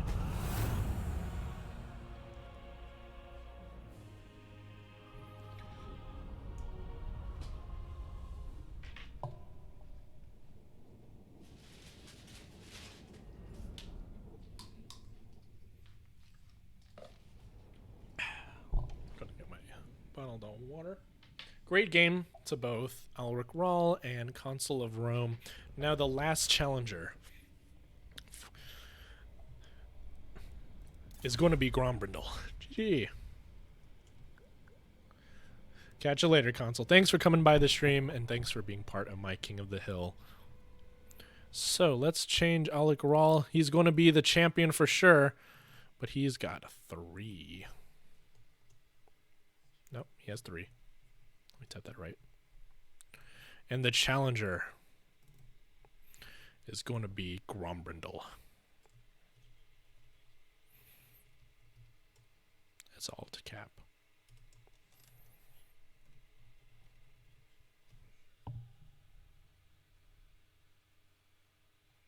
Brindle. Yep, just make sure I spell it correctly. All right. Amazing Bretonnian play. I'm going to type it out, but let's invite good old Gromby. There you are, man. And this will be the last match of this King of the Hill. Can he defend and have 4 wins against Grombrindle? Now, Grombrindle is a Dawi main. Now, what's going to happen is the past 3 times Ulrich has chosen his factions, he's done Norska, Dark Elves, and Bretonnia. And if Grombrindle chooses his dwarves, yeah, Grombrindle says 1 minute, no problem whatsoever. But if Grombrindle chooses his dwarves, Norska is so good, so you got to ban the dwarves. And then Dark Elves are really good against dwarves as well, so you can't ban both of them. And Bretonnia versus dwarves, that's great. Yeah. But obviously, Ulrich Rawl will probably not pick that, unless, of course, he wants to go with a 4 win straight with Bretonnians. I should also change the map. Let's see here. A great map to end off the stream.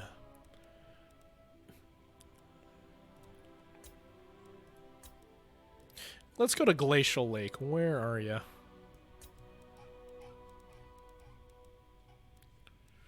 Glacial Lake. There you go. I like this map a lot as well. Hey, Grombrindle is here.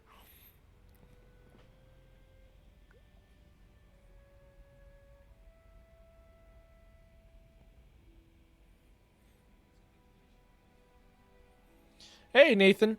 Nathan Hook, a great friend in my real-life IRL friend group. His name is Bob on the internet. Thanks for congratulating me, and welcome to the stream, man.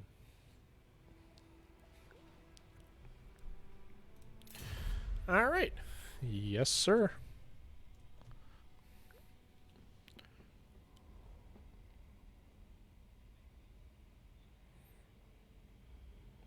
Will Grombrindle pick the Dawi? Well, we see, I believe the dwarves have only lost this stream. And will he make sure so that the grudges can be, what? The grudges will be fulfilled.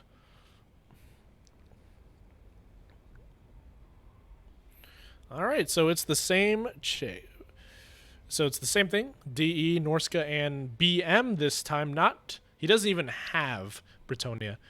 Yes, sir. Ban 1, pick 1. So, Norska's probably the worst matchup for Dawi. Yes, we're seeing the Dawi, and it's on Glacial Lake. Glacial Lake is probably a better map for the Dawi as it's very open with only one little hole. I'm giving Grombundle a little bit of help here. I'm not gonna lie. The Glacial Lake is a good map for Dawi. Don't want to pick the Dawi. And he bans Dark Elves. So that brings Norska and Beastman left. Are we going to see another Beastman versus Dawi game? How many times do we have to teach you this times do we have to teach you this lesson, old man? Although I believe recently, Grombrindal did have a replay where he beat Beastman as the Dawi on Turn's channel, right?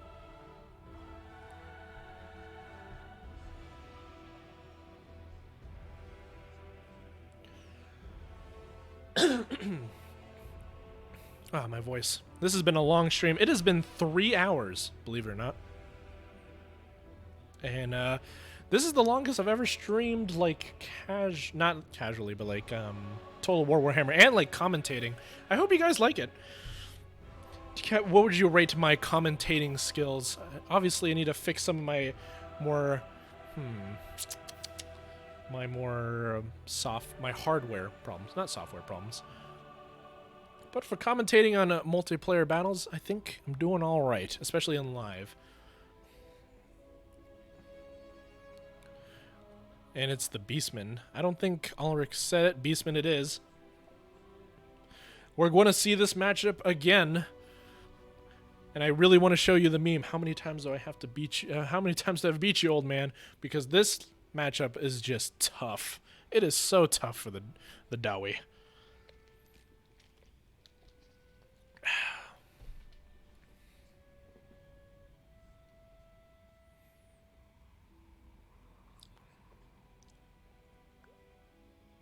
Alrighty, so Grombrindal, I wonder, now this is what I'm going to wonder. Will Grombrindal bring his, I believe it's his build, where he goes like full great weapon warriors. Like he just gets a bunch of warriors, he gets a bunch of longbeards, and his range contingency is so low. If anything, it's maybe 1 or 2 rangers or maybe 1 or 2 thunders, but he just spams so much infantry at you, and even like high tier infantry, maybe even hammerers, and just goes on a full-on counter rush build.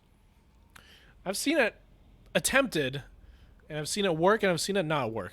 So let's see how this goes. I want to ready up, so when they're ready, Grombrindal already has his build. I'm assuming he has it he probably even has it pre-downloaded, right? Thanks for the kind words about Adelmo. But Grombrindal, how will he deal with this pretty terrible matchup for them? Because Gyrocopter's already out. I'm going to pretty much repeat what I said for the previous time this matchup came up. Gyrocopter's pretty much out of the question because Harpies just will chase him out. You have to make a pretty hard read because sometimes the Beastmen will not bring Harpies because they know for a fact that the Dawi wouldn't bring it for obvious reasons. Like the Dawi should not bring it, but because they think they won't bring it, they won't bring Harpies. It's like a very mind gamey thing. 200 IQ plays, and then the Dawi will like, all right, he knows I should never bring gyrocopters, so he won't bring Harpies, and then he brings gyrocopters. It can happen.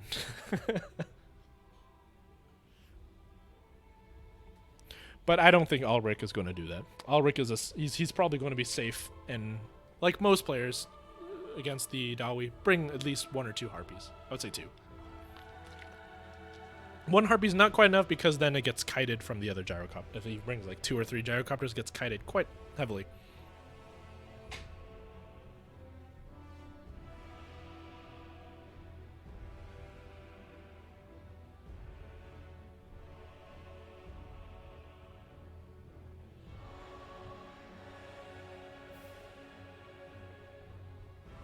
I think RTK is going to be Mr. Kellard is going to be quite soon finishing his build. He's thinking about it. He's like, do I bring the Harpies or I don't?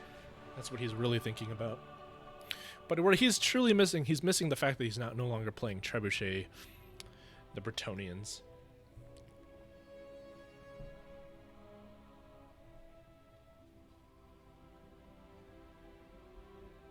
just going to check Discord. No new messages. All right. And back to the stream chat.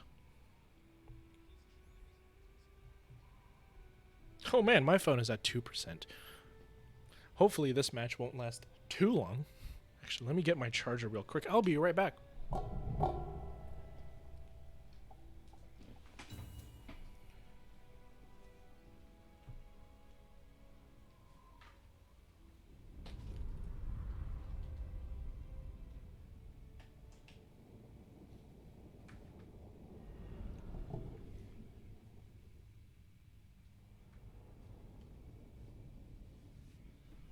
Okay.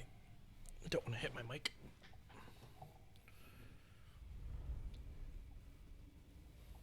And I'm back and I see the map is loading. We're on Glacial Lake for the last match.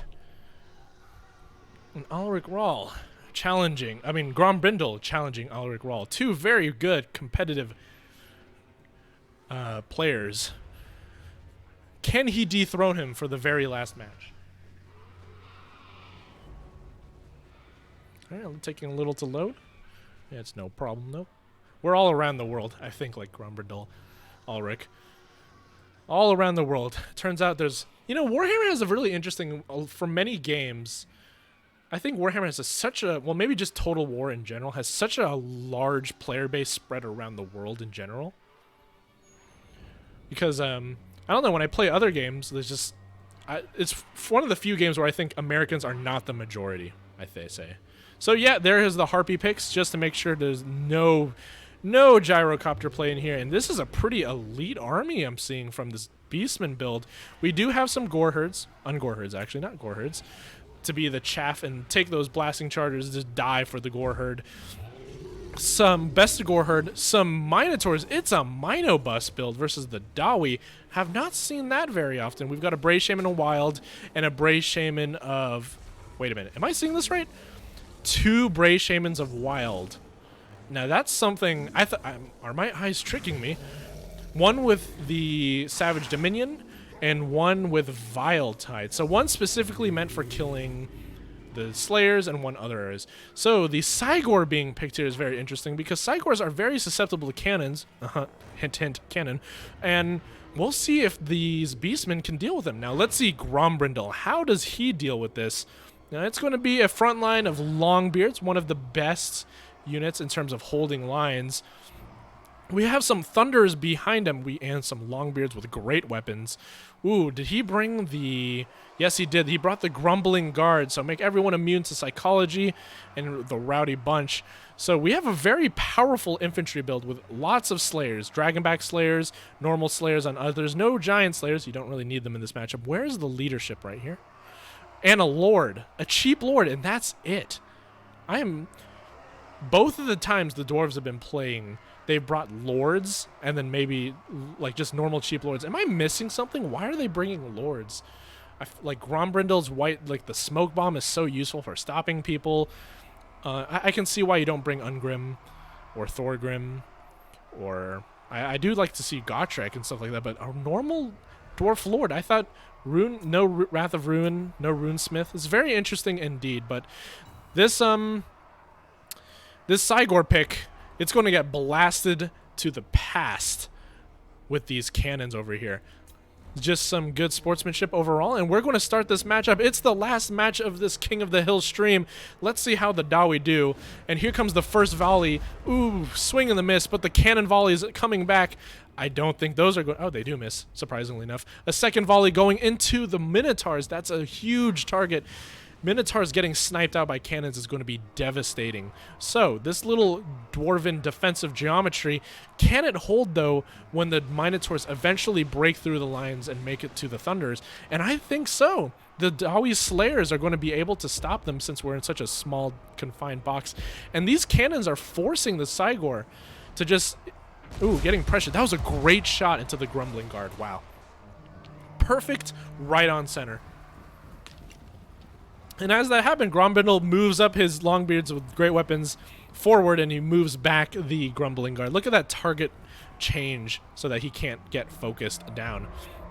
Now, obviously, this is the start of the round, so the dwarves will always look good at the start of the round with their gunpowder and powerful tools, but the second the beastmen get into combat, and here there comes a volley, it's a last samurai charge for those harpies. Actually, it's not, because they just fly completely over, and that was quite a amount of damage from the Thunderers as the Ungor herd charge into the Longbeards. Longbeards are actually going to win this fight against Ungor herd, so this can be quite tough. Now, the Bestigor herd's going to move forward. Now, this is what you're going to actually be really looking for.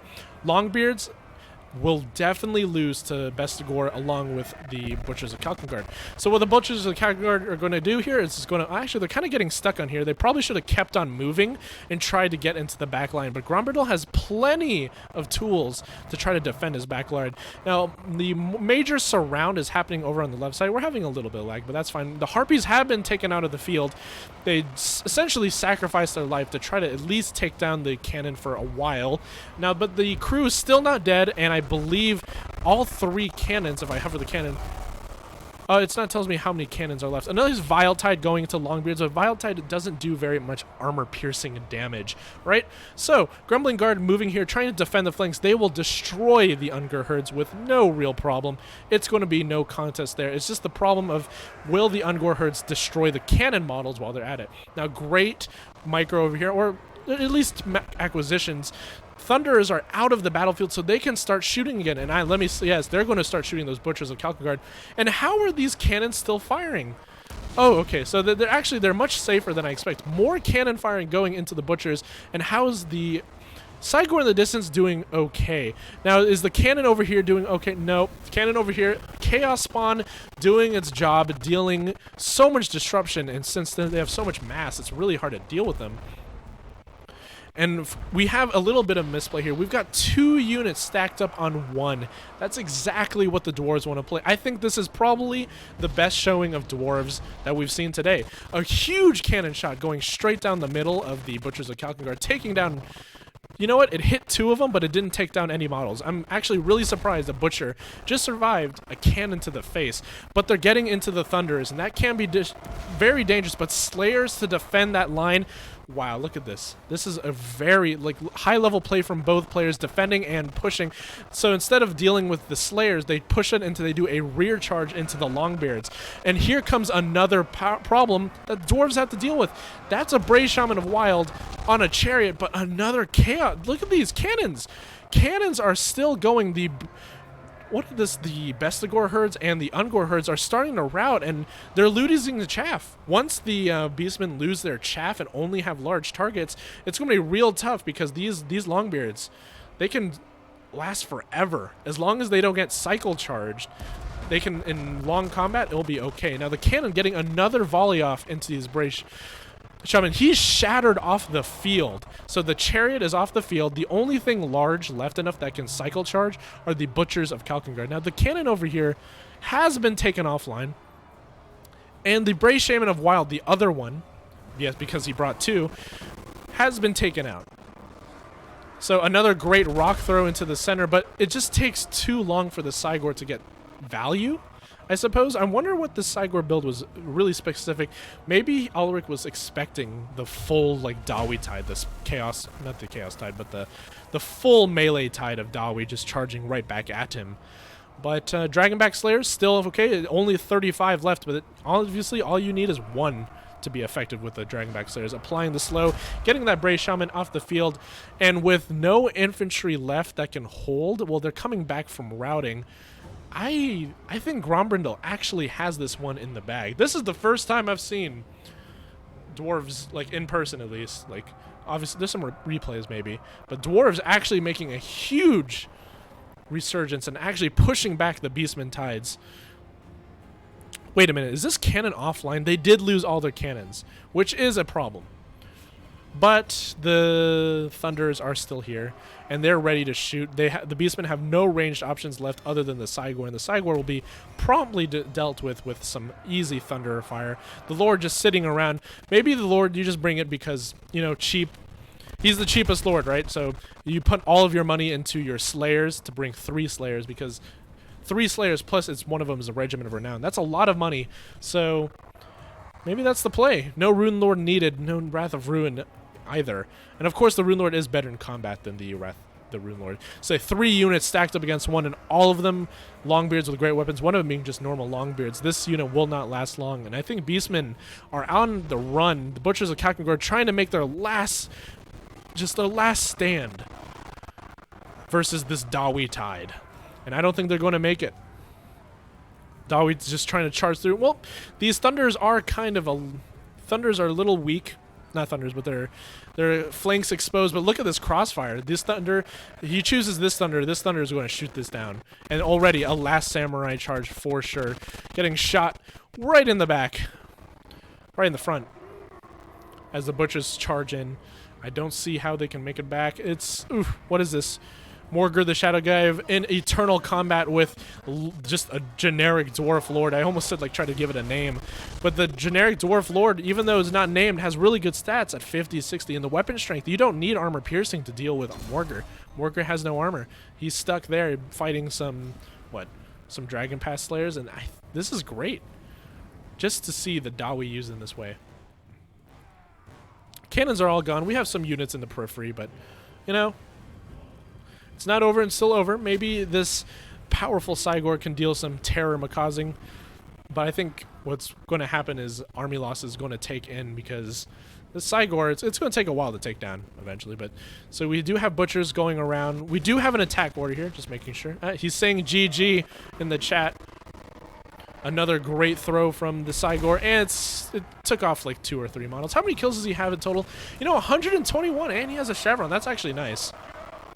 Another charge in, but ooh, everyone's starting to rout, and there goes army losses. GG to the Dawi. A grudge has been fulfilled.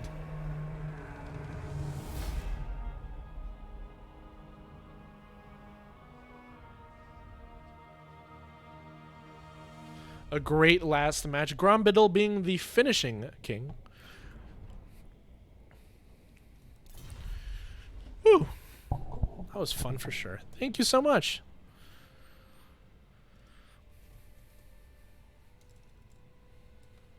Thanks for playing. And Grombiddle takes down Ulrich Rahl. Who would have known? The Beastman actually can lose to the Dawi. The Dawi player just needs to be very tight with their Slayers and defend, even though, like just think of this. Grombiddle spent so much effort trying to defend those cannons, and he still lost all that Slayer play. What really matters is the Thunders are still alive, but all that stacking on those cannons and a Chaos Spawn, just a summon took out. But yeah, guys, thank you so much for coming to this stream. That will mark the end, and that means our king is going to be Ulrich Rahl with our 3-win streak. The only one to win more than 1 match in a row, believe it or not. So, thank you guys. Thank you for coming for my 100 subscriber special. I realized in this one stream, as I look over at my channel, I got like, I'm up to 115 subscribers from this one stream. So thank you. So thank you so much. I keep on saying it, but thank you. Leave a like if you haven't, and I think that's going to be the end of the stream. My name is Poison Ducky, and I'll catch you guys later.